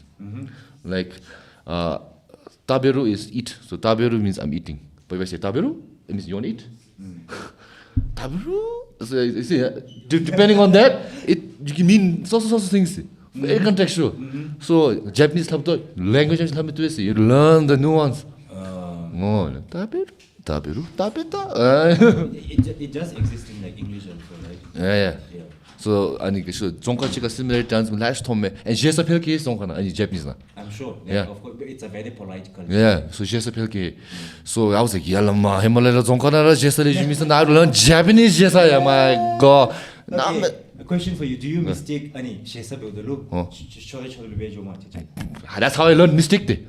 I'll tell you an interesting story. Fun fact. You can make fun of me too. I need to kill me. So when I was a kid, I was like 17. Nga garibabe nga paroshe ju charge ki ba. Then digi 1-2 days, maybe 1-2 weeks hema nga police ki zuimba with no documents. So they seized my blue book. Okay. See you, man. All the best. Good talk.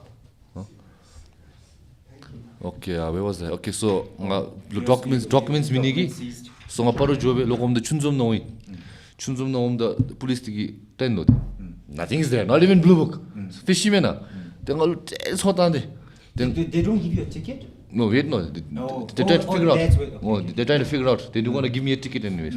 So they want to figure out konga did they like kachimon like blah blah blah. No. Then after some time he was saying I was trying to speak politely, no, but I was being firm also. So he was getting mad. So I wanted to say, I didn't say that. But I didn't know how to say it politely. So good enough. They were Can I suggest you a nice hack for Shesa? So basically, a lot of the Dzongkha Shesa the change comes in the words, right? So okay, like it's a you replace a certain word, right? So guto right? Po kupo or toa, right? And then it's like share, right? Ka share. So you always replace a word with a Shesa word, right? Yeah. Now the hack is always remember if you're replacing a word with a Shesa word, you never refer that to yourself. Yeah. Now I've learned it. The replacement is never for you. Oh. Right? Okay, yeah, basically. Yeah. You can't say ngasui, ngazi. No, you know that you can say ngasui, but I'm saying as a hack in the back of the mind, right? I guess I'm just saying for everybody, which is kachilo aniteta. Okay, instead of labni, if you're using suni, you never use it for yourself, right? Yeah. So it's like you never use it for yourself. Yeah. Any Yeah, replacement. I learned the hard way about it. So, police, what this? Maybe they broke the ice though. Like, do you know how to process? Then I was like normal, no ignorant. The challenge of the shit, then was on look at me. And let me to blow. Then they didn't explain it to me. Then years later it cracked. I'm like, what the fuck? Years later. Yeah. Shit. My friends told me love me too, anyway, but never knew why. Oh, okay. Never knew why. Like another instance is Chunga, one guy called at home and then the fixed line meme. You kids will not relate. Fixed line call mo. Ombe up on Nayaga said the mo. The Milachi. The Nagamo mo. I don't know how to say I'm his son politely. Ako isi Lachi. Ako isi Lachi. Look, daily cringe me look na sound. Last daily cringe tando. Ako isi Lachi. Ako isi Lachi. Then the guy was laughing on the phones. I never figured out why. I was old enough to know better, man. I think I was You're like old enough to cringe at it now.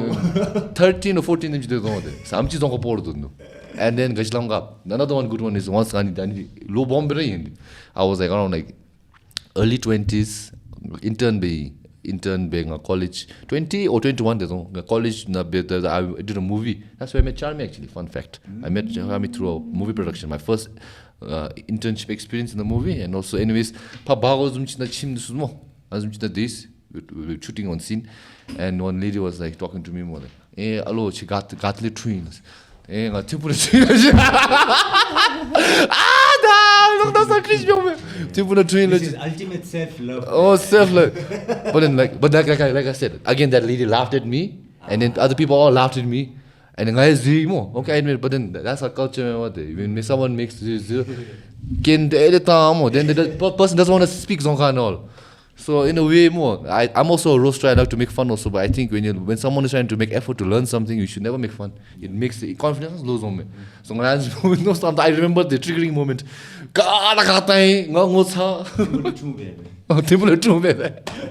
Born at a very young age. Yeah, man. Okay, well, how do we segue now? Hey, Rick and Morty, let's talk about Rick and Morty. My favorite show, man. Pickle Rick is my favorite episode. Pickle's favorite episode. Yeah. I think I showed it to someone. I think that's the introduction episode. Rick and Morty, Rick and Morty, yeah, Tashi. That's the introduction episode, remember? Oh, I thought you were talking to her. No. If you ever meet someone who doesn't watch Rick and Morty, is that the episode you'll show them first?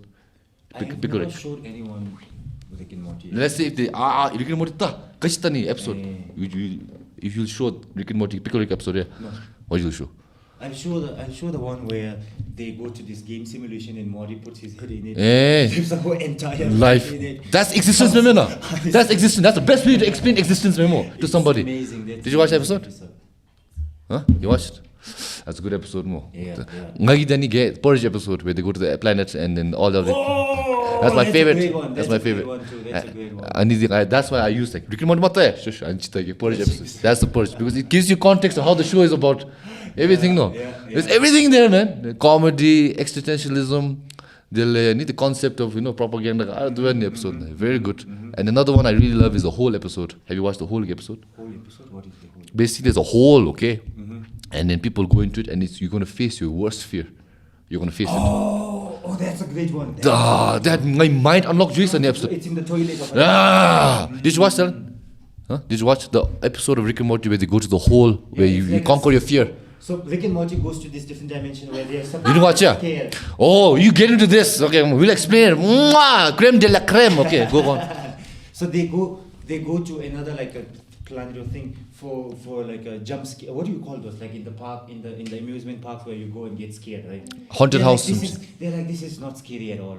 And then finds out the scariest one is somewhere, right? And it's in the hole of a In-N-Out burger or something. Oh, somewhere random. Toilet. Oh, toilet. Yeah. And then Go on, tell her. No, don't look at me. looking at me, telling her. because I'm looking for assistance. Yeah, sorry, go. I can't remember. I don't remember what they were going for, but basically it's a hole where you face your biggest fear. And Rick, Rick is this smart ass who looks like he has no fear. And then Morty is this chicken guy. So basically, we get to experience what the worst fear is in But it's also very hard to distinguish. Okay, are they out of the hole now, or not. It's like an endless dream. So basically, okay, like And also, who is in the hole? Is it for Morty or is it for the so Morty goes into the hole, okay, and now so many things he could be afraid of. So first, now, for example, I forgot the episode in great detail, but what happens is he goes and conquers something like, let's say, embarrassment from a girl. He conquers it, okay. Then he thinks it's done. Then last, he's still in the hole. See, he still conquer his whole fear. Then he keeps going. Because it's like he gets out of the hole, goes home, and things happen, and suddenly he's still in the hole. He's still in the hole. It's like literally peeling layers of your subconscious. Oh, What like I think like a Jungian shadow type of thing, right? It's just peeling a lot of things. Yes. Yeah. So So nice. so basically, on the episode, they go, and after a while, we want to figure out what Rick is afraid of, brother. We know what Rick is afraid of. So they meet. Morty goes to this diner, okay, inside the whole in this diner, which is supposed to be the diner which they actually went to. And then they meet the Kenye, I would say, Kenye the Kenye of the whole, Kenye of the whole. And he's like, basically, I feed on people's fear, and I eat it over there. And that's why you guys are here. And you guys, Morty, you're fine, but Rick is juicy, his fear. Do you know what he's afraid of? Happiness. He's afraid of happiness. And I was thinking, he explains it, okay? He said, you know what? Why he's afraid of happiness? Because he knows, he's smart enough to know that it'll end. Okay? He'll know it'll end. And he says, like, yeah, Rick, no? What was it? He's definitely on some niche what they call path to liberation for sure. Because sure, he's basically omnipotent. He literally opens the dimension to go take a shit where the view is so spectacular. If that's not God, you didn't watch the episode. Basically, there's a whole episode behind. So he's definitely God. He's definitely some level of God in him. Okay, but anyways, he's afraid of happiness because in the show his wife is dead. No, okay. So basically, he explains about the fear. He says the worst thing is fear because best case scenario, best case, you meet someone you love. Okay, they love you back. Soulmates, jigs, whatever you're looking for, they have it. Whatever they're looking for, you got it. Okay, perfect. Okay, best case scenario, and then you die together. Best case scenario. That's the best case in the world. But let's say one dies before the other. And you have suffering there. And happiness is gone. That's why he's afraid of happiness. And I was like, my God, this episode. Oh my God. And then I realized everyone is afraid of happiness, man. Everyone is afraid of happiness. And success. Huh? And success. Why? Aren't you afraid of success? Man? No, man, I want success, man. Of course you want success, but also, okay, anyway. But then that episode really opened my mind. So that I'll ask, are you afraid of happiness? Are you afraid of happiness? I'm afraid of happiness. I'm afraid of happiness. I am. Because like Buddhist give spiritual values, really? we believe in impermanence, no? So like, sometimes, when we're suffering and we think it's the world's over, obviously we can think about impermanence, say, this too shall pass, 1 to 2 days you give it, it's gone, fine. Then when you're happy, we should be like, oh, this is nice, but it will go, ends. That's a good way of looking at it also. But sometimes, let's say the thing that you really want, let's say example, the relationship, which like Rick wanted, or a tangible thing, or your loved one, which you really care for, okay? You're really happy with them.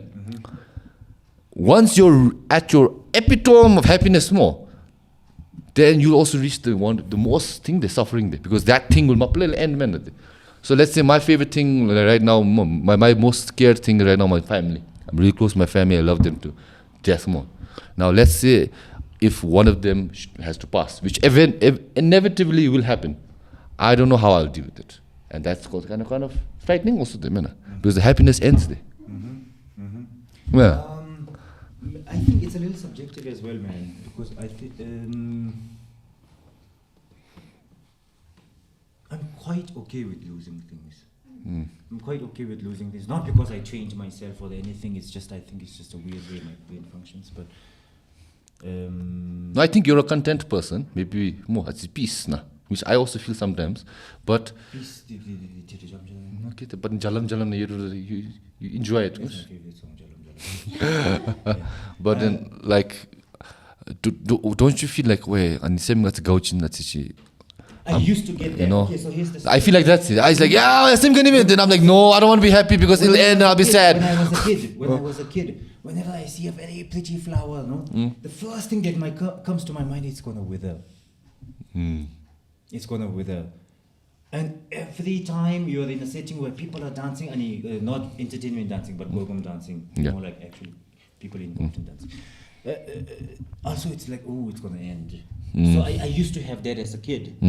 So I guess I kind of like subconsciously figured out a way to deal with it, maybe. But now I really enjoy it, man. I really enjoy it, and the fact that it's gonna end makes me enjoy it more. It's like, so one of the biggest thing that I take from Buddhism is also like the acknowledgement of death and impermanence. Like it's a daily thing for me. It's very crucial for me to appreciate life, because when I know that it's gonna end, and that, like, when you know that sometimes you're having a conversation with the person, and when you factor in the fact that one of you could die, and this could be your last conversation, it's fucking beautiful, man. And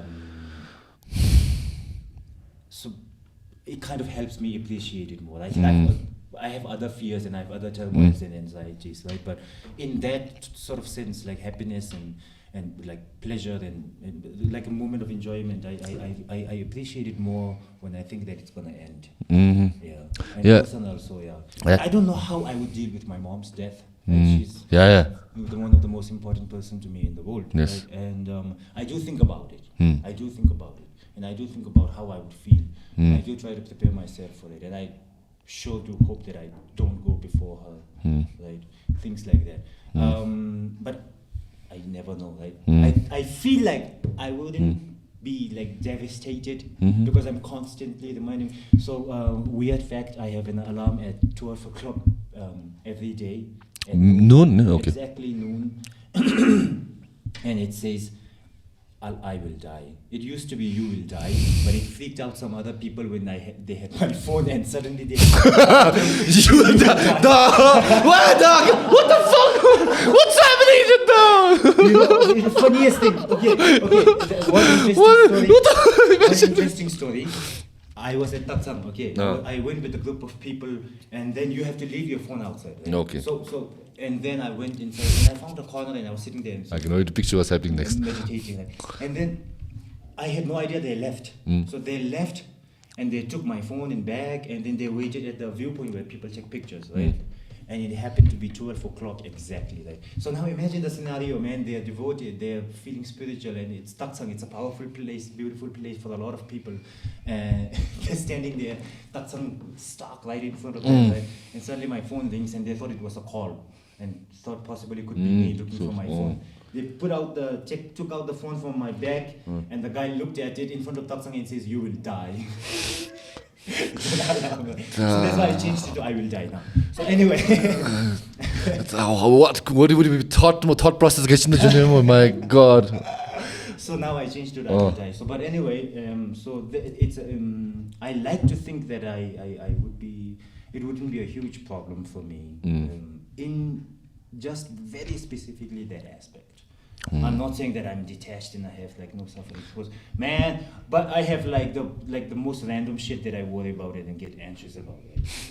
But like I'm also similar to you. Like I'm not really like, I'm okay with detaching things. Let's say phone down or to 2 hours. I care for it, but now it's gone. I get devastated. I don't get devastated. I don't get that devastated. Because it's the pictures inside the phone. Because my bank on my phone jam birthday.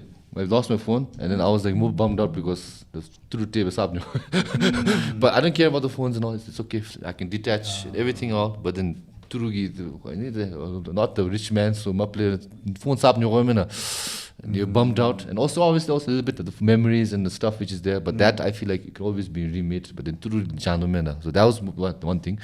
But also like if I'm also like, I'm okay. I think I'm okay with, in my head theory, if like say someone close to me passed, I think I'll be okay because I'm not a very emotional person in terms of sadness. Maybe emotionless me because I get angry very easily, like you saw. I get happy really easily also. I get angry very easily. Yeah, okay. So I think I'm not in tune with my emotions of sadness that much. So I don't think I'll be okay with it, somewhat in control. But what I'm saying, like I think I'm afraid of being attached to something to a point that it'll be hard to detach.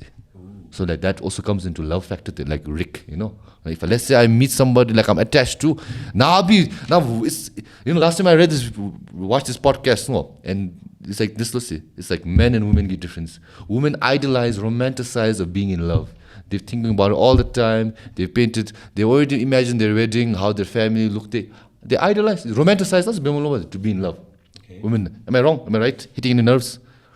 No, I mean it's a very general statement. Yeah, general statement. That's a very Okay, general okay. So that's women how they think. But men, no, we don't really think about that, man. Yeah. We don't really think about, oh, I want to marry this girl, this kid, this house, I'm marriage. just listening to Okay. that thing. Okay, so basically, I think men in general don't do that, and I could relate to that. So when men falls in love, no, women is like, oh, I've been looking forward to this day forever, and I'm finally in love, yay, Lord. Okay. But when a man falls in love, he's like, fuck. Do you feel like that? No, man, I get No. so happy when I feel like, do you know why? Because the responsibility, you take care, you have to take all that burden, the nyanyi and all, and now you're in love, man, so you're attached to this person. So if that person is sad or hurt, it's also your sadness and your hurt and your everything there. Man, that's a side thing, yeah. So now if let's say no, I've not been in love for a long time, but let's say if I'll be in love next from here, unforeseeable future more. I'll be like, fuck, because now I'm attached. I'm attached. In a sense, I think that's like good as well, because it's an acknowledgement of the responsibility, which is important, I think. Because And also, like, no, not just responsibility. Like now I'm going to think about this person all the time, and it's not going to leave my head. I'm like, his attachment, no, it's a hoop that kills you, man. Whatever attachment may be there. Like now, whatever happens to her is going to affect me. But it's gonna be nice also, man. You think about it to somebody, and then it makes you smile. Right? Yeah, maybe if And you. I'm not saying it's all flowers and rainbows and clouds, right? But it's nice. I was in love before. It's not like I never experienced love, and my relationship with love was like that. There, fuck, da. You know, like even in situations where the partner is not being nice to you or kind to you, you still love them, and you're like, fuck, why can't I detach? You know, da. Well, how about you ask them, like, it hurt you there instead of detaching? Detach. No, sometimes let's say you're about on the brink of breakup. Okay, you want to break up. You know, not good for each other. But now you're so attached, it's so difficult. But yeah, I mean, Sometimes I get triggering memories, you know, like when you're sleeping or something triggers that ex-relationship, and then it's like, I get what you mean about like the overwhelming sense of like, okay, because if you're in a relationship, it's a responsibility, it's an obligation, it's a partnership formed, right? And I'm saying partnership in the most neutral, plainest form, right? It's a partnership. Yeah. Which means both parties have to play a role. Yes. So, But I'm also like that, like, let's say perfect situation, one person, okay, she dies, okay? She dies. Whatever way. It's going to affect me, definitely. And I don't want that. So I'll cut the process. I don't want a soulmate, because when they eventually die, I'm not going to be happy, man. yeah. So I'm Rick. I resonate with Rick. Your father's gonna die and your mom's gonna die, and you can't do anything about it. Yeah. Oh, but then it will be extra, so I understand. Fair enough. That's just like your opinion, man. Yeah, I know. Yeah. Yeah, I know. So Because okay, this is existential crisis. yeah, no, good point to bring up, because touching filmmaking approach and like in terms of framing and I was saying just different ways of functioning, right? So something that I discovered and learned with a beautiful person that I dated, you know, and it's people have different ways of functioning, right? And I think it's very important to understand that. So even in terms of like existentialism and or life perspective, right? Like it can't be the same for everyone. I know friends that where it's very important for their sanity to know that they're gonna be reborn again. Okay. It's almost crucial for their sanity To know, to have the solace that they're going to be reborn again. You know, because I had this conversation with somebody and they said, but what's the point if there's nothing else? like, it's right here, but it doesn't work like that, right? Because that's how they function. So I think it's just basically, that's why when I said that's just like your opinion, man, I don't mean it just sarcastically. It's like, I think it really is like different for every person. Yeah, but it's not saying I'm opposed to love. I think it's going to be fun. I don't think so. I think it's going to be fun. Riled up about it, man. I think it's going to be fun. It's going to be fun. But it's going to be also like, now it's going to be another Dungyal I have to experience eventually. Eventually. Maybe not now, maybe not tomorrow, maybe not even in 5 years, but eventually, Dungyal saab chithyaung. Maybe even after 30 years. Yeah, who knows? Dungyal chithyaung de. Guaranteed Dungyal mein de. Of course, why? Guaranteed Dungyal. But That's the episode called Guaranteed Dungyal. Guaranteed Dungyal. But then the minute you're born, you are guaranteed Dungyal. I think that's one of the things that I agree with the most in Buddhist philosophy, the truth of suffering, right? Yeah. I think it's true, man, because So why add more suffering when you're already suffering enough, man? it's not adding suffering. That's what I'm trying to say. Oh, okay. It's choosing your suffering because you're gonna suffer. Choosing anyways. your suffering, oh. Because you're gonna suffer anyways. Ah. So choose your struggle. Choose a struggle that you're happy to deal with because you're gonna struggle anyways. Oh yeah. Oh, another thing which I'm afraid of also is, I'll tell you, it's in the same line, like having a crush on somebody there. Because when you have a crush more, false hope jo mena. False hope jo, then let's say that crush develops, okay, and the person doesn't reciprocate. Reciprocate. Allah, it hurts, man. It hurts. Fucking hurts, man. That's pain. Already suffering. That's dungyal. So I'm like, I don't like to have crushes also now. Like try to like go away. Reciprocation, there's no procreation. Anis. So no, it's. It hurts How no. do you deal with crushes? Crushes, like how do you have crushes? Let's say, oh, jarim to me, jigs too. Whatever. Okay, then usually like I said, like that time I said, I appreciate the flower and I walk away. You know. But if I see the flower long with them and the flower doesn't look at me, then I'm like sad. Remember there? Then okay. So usually I just like if I'm starting to develop a crush, I'm like I notice it, and if I feel like more this crush is not going to reciprocate more, then I don't have the attachment of him. Do you have like Let's say I just separate myself and like okay now Kimi Maguru, now it doesn't hurt me. But let's say my crush festers and develops into obsession or love more, then I don't want that, because then if the crush says no, then I'm causing myself harm. How often does it come? Like how often do you crush on somebody with the hopes of reciprocation? Rarely. Right. Okay, then that's okay. Rare, very rare. It's not like next year new crush. No, and it's not like that. It's like No, I'm not saying how often do you get crushes. I'm saying how often are you hopeful with your hopeful like, for my crush. Because let's say I have let's say a month. that I don't have any hopes. It's just like I appreciate. So yeah. So nowadays I have like that. I don't keep any hope. Say chicks do, jarim do. I won't even attach to you, even conceptualize. So I know I want to. So I don't know how to detach. You get what I'm saying? So anyway, I think I'm afraid of attachment in women. I'm afraid of attachment. So my emails will have no attachments. and you get a panic attack whenever you see an email with it attached. I don't know. But I think I'm afraid of attachment. Anyway, that's my fear. I've unlocked. Thanks, Guru. I've unlocked my fear of attachments. Attachments. Huh? Are you okay with attachments? You okay detaching? How are your things with detaching? You just said you get furious, devastated when phones are lost. Yeah, man. Because here's the thing: when you lose pictures, you take pictures to preserve. When you love a person, you don't love them because it can be preserved. You love them because it's fleeting. So when I lose pictures and footages, because I created them to preserve. So that's where the pain comes from. It's attachment. You've attached. Of course, attached. Yeah. Obviously, Obion. Yeah, but Obion is from this movie Platform. Have you watched Platform? Yeah. Nuts. Okay. That's a social class structure. I know. There's that guy, There's that old guy with the big fat belly with a knife. He says Obion all the time. I watched it, but I don't remember it. It was like 3 years ago. I thought of it. What? Platform came out 3 years ago? Yeah, it's not that new. It's like an oldish movie. But anyways, yeah, detach. So you're okay with detaching? You're okay. You're not good with anything? No. It's just like different ways of functioning. So some things are easier to detach. Okay, some things are not. Naidi, I think, so relationship especially, very hard for me to detach. I can, but then like I told you, like sometimes I get a triggering thought of the past relationship trauma. And then you have a little mood off. So yeah, I don't like that. And then I feel like, love is rare. So when you find it, it's beautiful. But like, I've been fortunate that I have a good example of my parents. They have a very nice relationship. So I've always romanticized thinking every relationship is like that. But because that was the model. That was the model.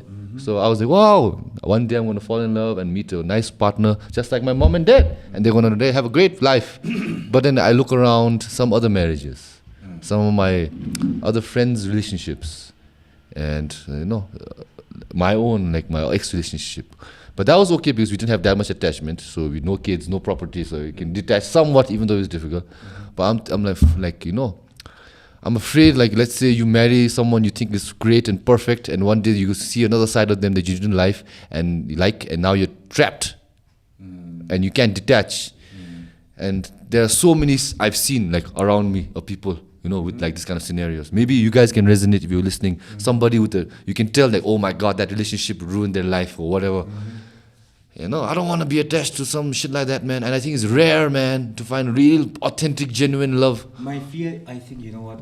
I think I also just discovered one fear in me, which is, again, attachment.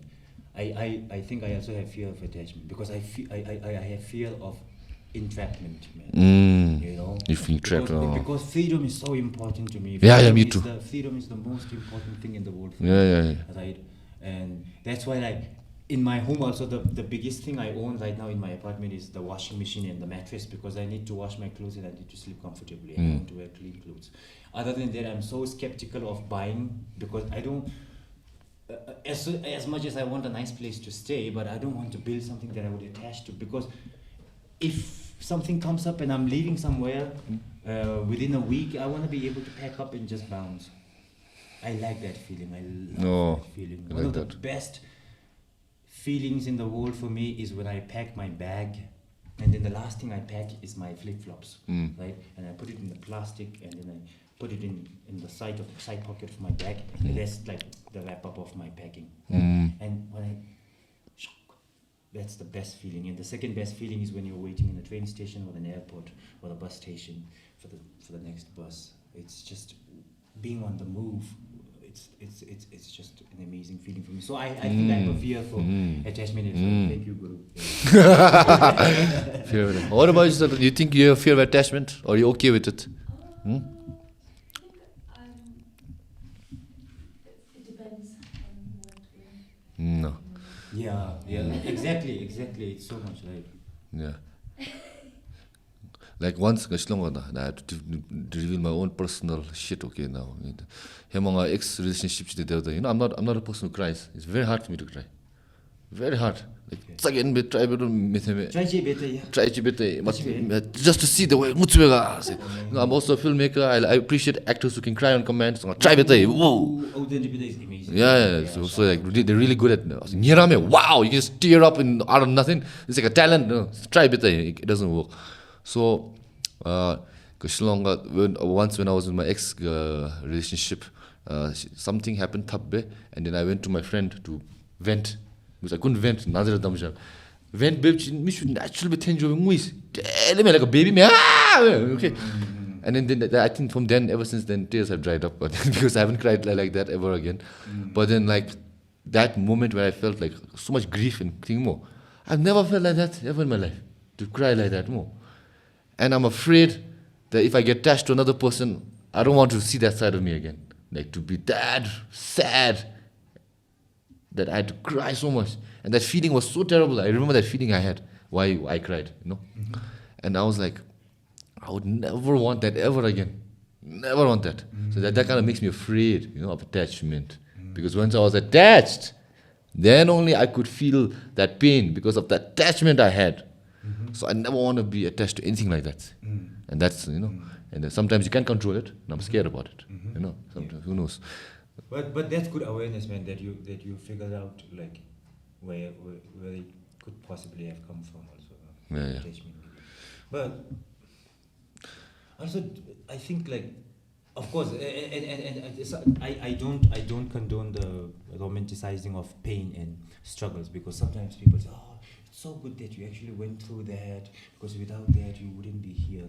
Okay, true, but that's just like, but everything that you say beyond that is pure hypothetical. Right? Is that how you say that word? Hypothetical? Hypothetical, yeah. Yeah, so, but like that doesn't mean I would ever repeat it again. Right? Whatever life lessons I learned because of some struggles or something, just because I learned lessons from it wouldn't mean that I would want to repeat it again. So I feel you. No, I think I never And met. I wouldn't wish it on somebody else also, because sometimes people say you gotta go through shit to understand life. Yeah, right? I'm like that.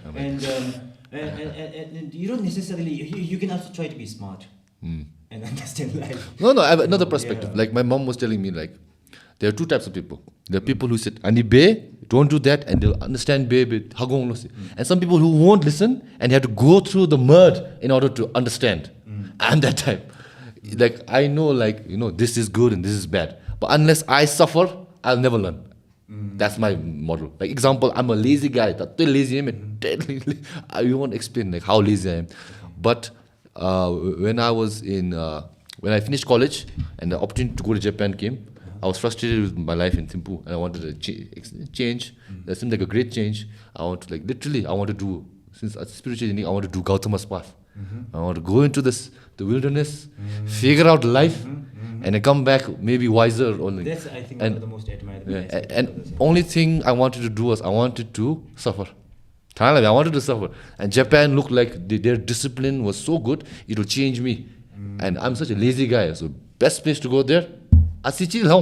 Zero at least something help it home. At least something more. So obviously they worked out just very disciplined, strict and all more. And I had to learn it and there was no safety net. I was like, there's no mummy to call if the things are not working out. There's no charo because they're also suffering to help you, So basically I lived in like a very small apartment where my mirror was here, my head was here. Chimney na and Especially chimney na gutu ngomora do khalu chu the mo chu tap on chop because sink na gutu me shoma so chu maza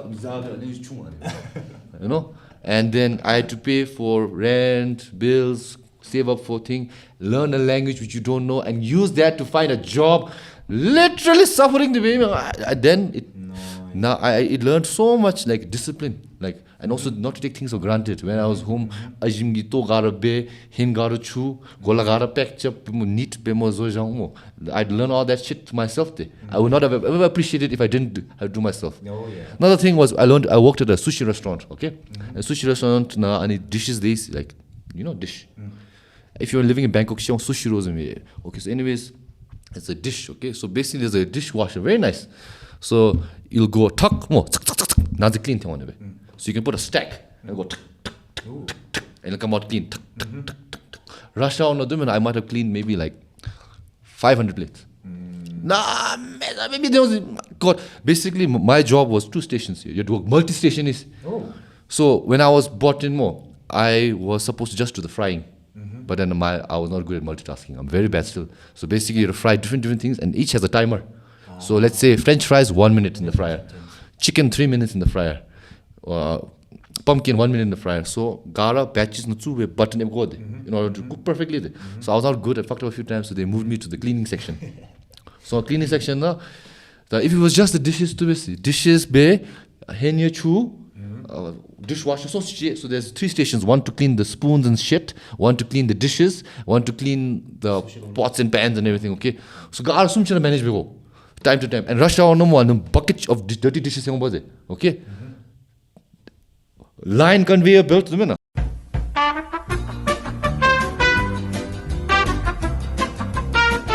okay, we're back from changing batteries. Dishwashing in Japan. Dishwashing.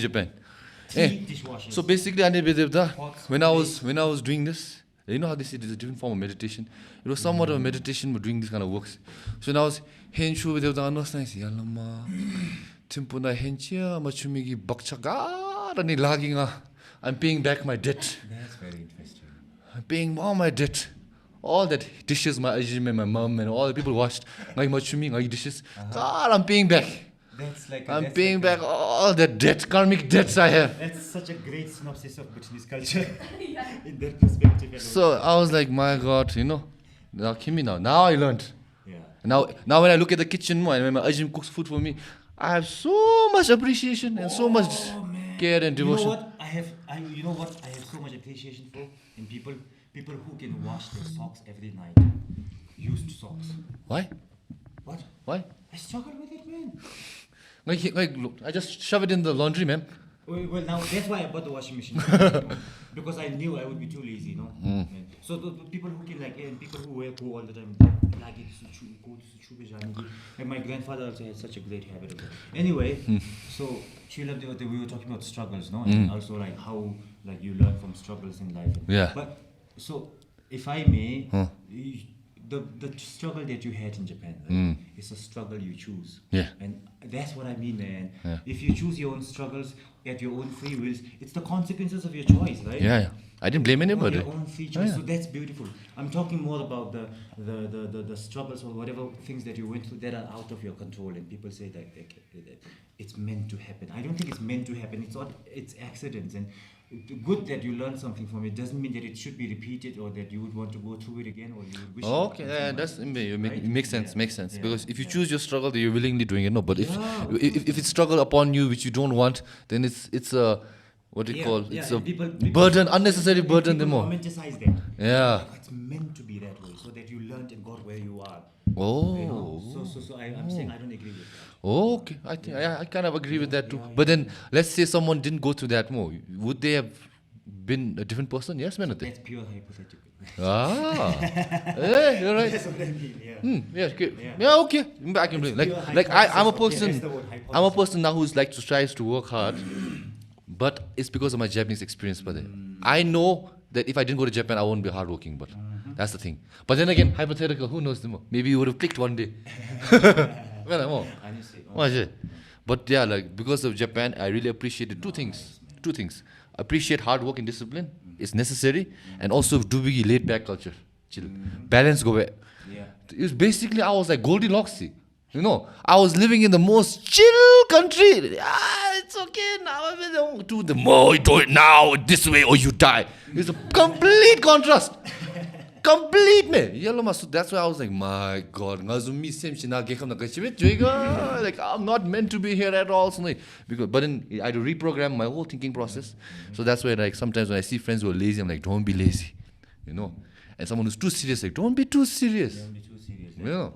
So I've learned the balance because I experienced extremes of both. But don't be too serious is also very important. yeah, you can't take yourself too seriously. Of course, man. You can't, man. You can't. Well, why? What's the point?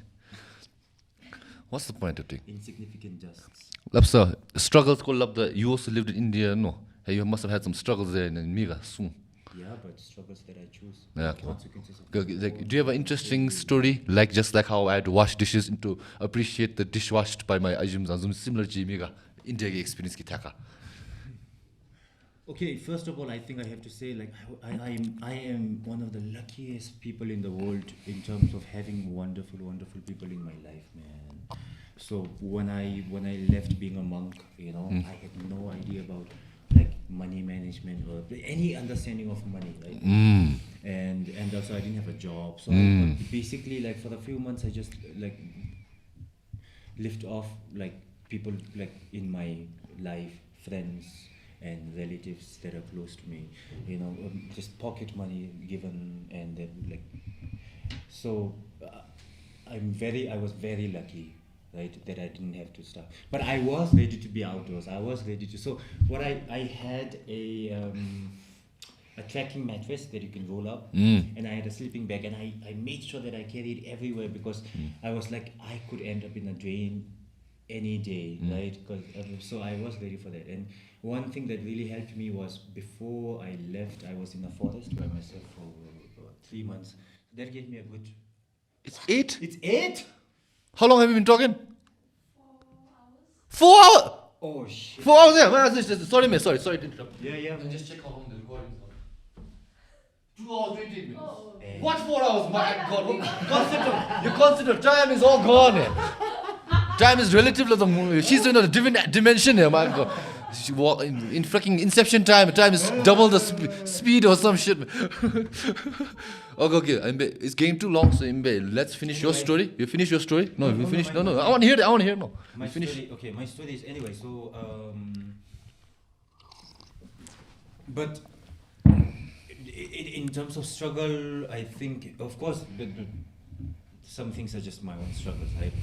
Which are not necessary. But one interesting thing was I even had to learn how to interact with people on a normal setting. Man. Oh, That was so social something skills. Yeah, I had good social skills in a different sort of context, right? But like how Informal do you say- setting, na. Yeah. Informal settings.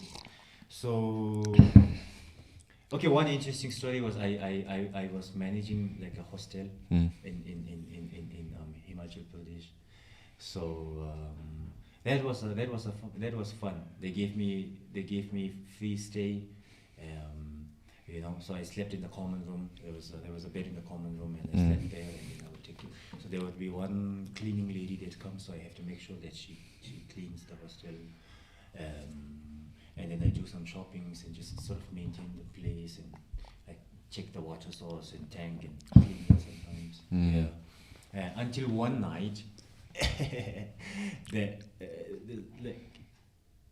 this one guy came. He was.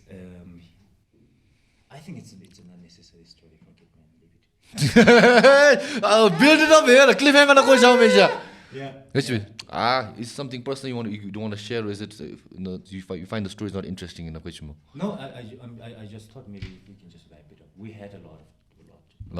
But now you're leaving the listeners also in a cliffhanger there. Isn't that good for you guys? Okay, if Ninjyed comes back, he'll finish the story. So the 1,000 likes till he comes back, for him to come back. 1,000 likes, okay, 1,000 likes. Okay, last question is I get to wrap it up. Two things. So first thing is, Shiki Katsam, I saw your IG stories, you say you want to share some thoughts and shit.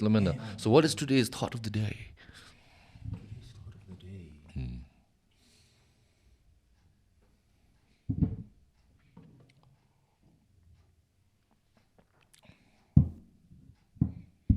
Whoa. I think I spewed it out all on this 2 hours. Okay, a little reminisce, a little refresher there. What is the thought of the day, at least in one sentence, maybe? Summarize it if you can. Okay, so anyway, when I decided that I would post like on my stories about my thoughts and stuff, I think it's a very obvious thing for a lot of people, but it was just for me it was like a realization. You know how you sometimes understand things conceptually but not experientially. Yeah. You know, like, and suddenly you're like, it's the most obvious thing, but one day you experientially understand. Oh. So for me, that was with my relationship with social media. You know, when I just started posting stories, I was like, oh, I can, you know, I'm on a platform where I don't have to just mindlessly consume, but also I can have an input in it, and not necessarily becoming a social media persona. But even with your small group of people you allow, followings, you know, you can just start conversations and stuff. I mean, of course, obviously you guys are doing that, so that's why I'm saying it's a very obvious thing. But for me, that it dawned on me. You know, like, and in that way, you can play a role in sort of creating and accommodating spaces for, you know, like not just mindless consumption, but also like you can control it a bit, and also you can contribute to it, how it's consumed and what your friends are seeing, and what like you could just throw in a question that would make some of the friends think, right? I just thought that's a nice aspect to it, but yeah. Okay, so that's the thought of the day. Okay, our regular So question. you put me on the spot, and I'm like, Sorry. To be a good thought. No, it doesn't have to be a good thought. Sarcastic. Okay, That's so how we think, no? lastly, Ani, this is my personality test. Okay, what's your favorite Lay's packet color? Lace packet. Lace packet color, so not the favorite lace. Of course, favorite Lay's. What Lay's do you eat Oh. when you go for snacking? What Lay's do you go for? Okay, I'm not a chips guy usually, so I don't necessarily think of buying chips. No, you don't buy. So Okay. that's my hot takes maybe. Okay. I've never ever sat at a cafe and thought I'll order I'll order fries. Oh, Yeah. okay. It's not like I hate fries. If somebody orders it, I eat it, and in fact, I had amazing fries last night at Catch. Okay, I ordered fries after I tasted it, you know, but usually I'm not a chips guy. But if I do eat, okay, it's sour cream, garlic and sour cream. The Green. one, Okay, so green. Ninjyed's the green. Okay, green. I'm categorizing people. Nola's a green also. Ooh. Nola's a green. What about yourself? What's it? Yellow. Oh, yellow. Oh, you now get along. I'm a yellow too. I'm a yellow and orange. I'm a Ravenclaw. What is that? Harry Potter gave 4 houses. It was it. Oh, okay. And I know Ravenclaw because I did the head test in the game. Sega. No, I did it on that website, remember? Oh, I played thing with Hogwarts Legacy. So I just to confirm, I did it twice. I got Ravenclaw twice. But anyways, yeah. So you're a green lace guy. Okay. All right. So no more other thoughts. So anything you want to plug to any people? Usually at the end of my podcast, since I cannot offer more than hot water, I offer them a plug. So like, please check out something I made recently, whether it be a song or a music or whatever. What you would like to plug? If there's anything. I want to plug either song or movie. Okay, say that. Yeah. What's that? And plug it. Yeah. Oh, so it's either song, the movie, by audition order. I think for me personally, it's an amazing movie. Okay. That's not what I want to say. What I want to say is, I am so happy that movies like this are now commercially shown in our theaters, right? And that's such a great thing, Like for me, I'm first of all biased because I love the people behind the movie. But that's not the point. The point is movies, in the sense like it's a movie that. Okay, there are movies that you when you go watch a movie, there are different modes. Sometimes I just want to be entertained. I'm just like, show me everything and entertain me, right? And I'm tired. And sometimes you wanna go watch something where you meet halfway with the storyteller. And the storyteller can be an artist and painter, a writer, a movie maker, right? So it's one of those movies where it requires a little bit of listening, right? It requires a little bit more attention. In fact, I went to watch it 3 times because I enjoyed dissecting it so much, And I think, one interesting I want to point out is that then a conversation that I eavesdropped, overheard, was like, I need to movie mo kana sa milej mi do meto tebedo Philip kita ni me say. That is not true. We come from a culture of art appreciation to the deepest level because we go to Tsichu. We go watch Tsichus and there are songs composed, there are DOMCIIPs. These are like this type of art forms are the objective is to understand one of the most deepest unanswered questions that human beings have been asking since the beginning of time, right? Which is, why are we here? Where will we go? And stuff like that. And those were Bhutanese art forms, and people went there not to be just entertained. You had to dress properly, you had to watch it, you had to do certain prayers, you had to know which character is coming out, and so. But it's not a Philip thing to understand something and meet halfway to understand the story. It's a very Bhutanese thing as well, and I think we have a deep-rooted culture of understanding and appreciating art form. It's just in a different context, and now that can be completely translated into like things like movies. You don't have to go and enjoy the movie, but you can dissect it, you can understand it, you can go with the mindset, okay, what is the storyteller trying to tell us, right? What am I understanding from it? Or it's like, why is she not telling this? Why is this not shown? Why is this not told? Those are critical questions that could form a beautiful culture of art appreciation. I think that's why I would suggest everyone to go check out the movie because it's available, right? But like we were talking about Pick at the Crossing, we couldn't miss it. There were the windows, we missed it because they weren't shown in the commercial theaters, right? But this is available, widely available, and I think whether you hate it or love it, but I think it's just if there's more engagement into that, I think we'll move into. It's not something that has to be taught for Bhutanese people, is what I'm trying to say.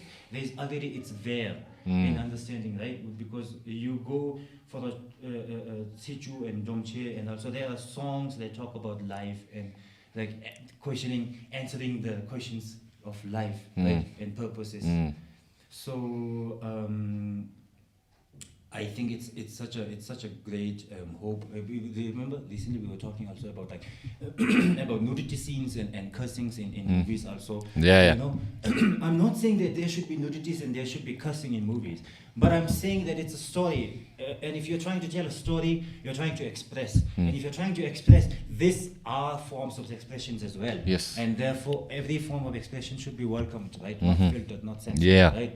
It's like you don't make it for cussing, you don't make it for sex. Yeah. But if that expresses the emotion and the feeling and the atmosphere Yeah. that you want out of the scene, it should be available. It Yeah, should- yeah, it yeah. should- So I think it's I'm talking too much. Anyway, please go check out either song. I think for me personally, it's an amazing movie. But at the same time, not only because of that, but because of the format of the movie, the way of the storytelling, where it's one of my favorite ways to interact with art forms, which is you meet halfway with the artist, right? And there's this one scene in the movie also that talks about that, right?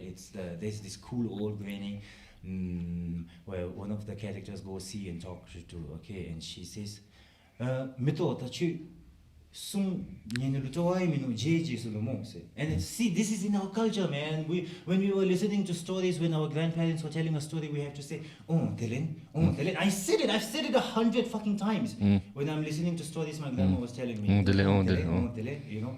So this is meeting halfway with the storyteller and immersing yourself in the story. And that's our stories, okay, our folk tales, our stories are not just the content of it, and you say, oh, there was a man and then this guy went there. You can listen to stories like that, folks.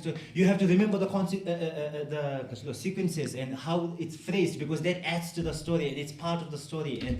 And there's literally one story that I completely forgot, except like 8 memories of it, which is sad. It's just like where you have to remember the whole sequence of things and you have to repeat it, man. So it's you really have to meet halfway to understand the story. And it's in our culture, and I think it's beautiful that it's translating into movies. And I would encourage everyone to go check out either song. Audition Loader is an amazing director. Audan Repeater did an amazing job. All the other actors and everyone involved in it, set designers. Our friend Pema, that's a shameless plug too. No, plug. Shout out to Pema. Award-winning set designer. Window also. She's our window set designer, man. Yeah, but I appreciate set design. And first time she just window gina. I think we are acquainted but not really known each other. I was really appreciate the set design because I appreciate this filmmaker and so I appreciate Bangwad. So yeah, but shout out to Pemlam, and yeah, like Ninja said, citizen names movie the Tower song, and you'll enjoy better music. Oh, better music go. I am so glad that they released the soundtrack. Yeah, the soundtrack is fire more. God damn, man, I'm kidding. That's a bomb ass soundtrack, man. Yeah. Go do it. Yeah. Shimshi. I love that song. Yeah, okay, so Lasso. All right, thanks for coming. Thank you so much for having me. Yeah, maybe we'll do I this had a again. blast. We had a good time, man. Good. Now, if you can, please help me read. Shout out to all the podheads, man. Okay.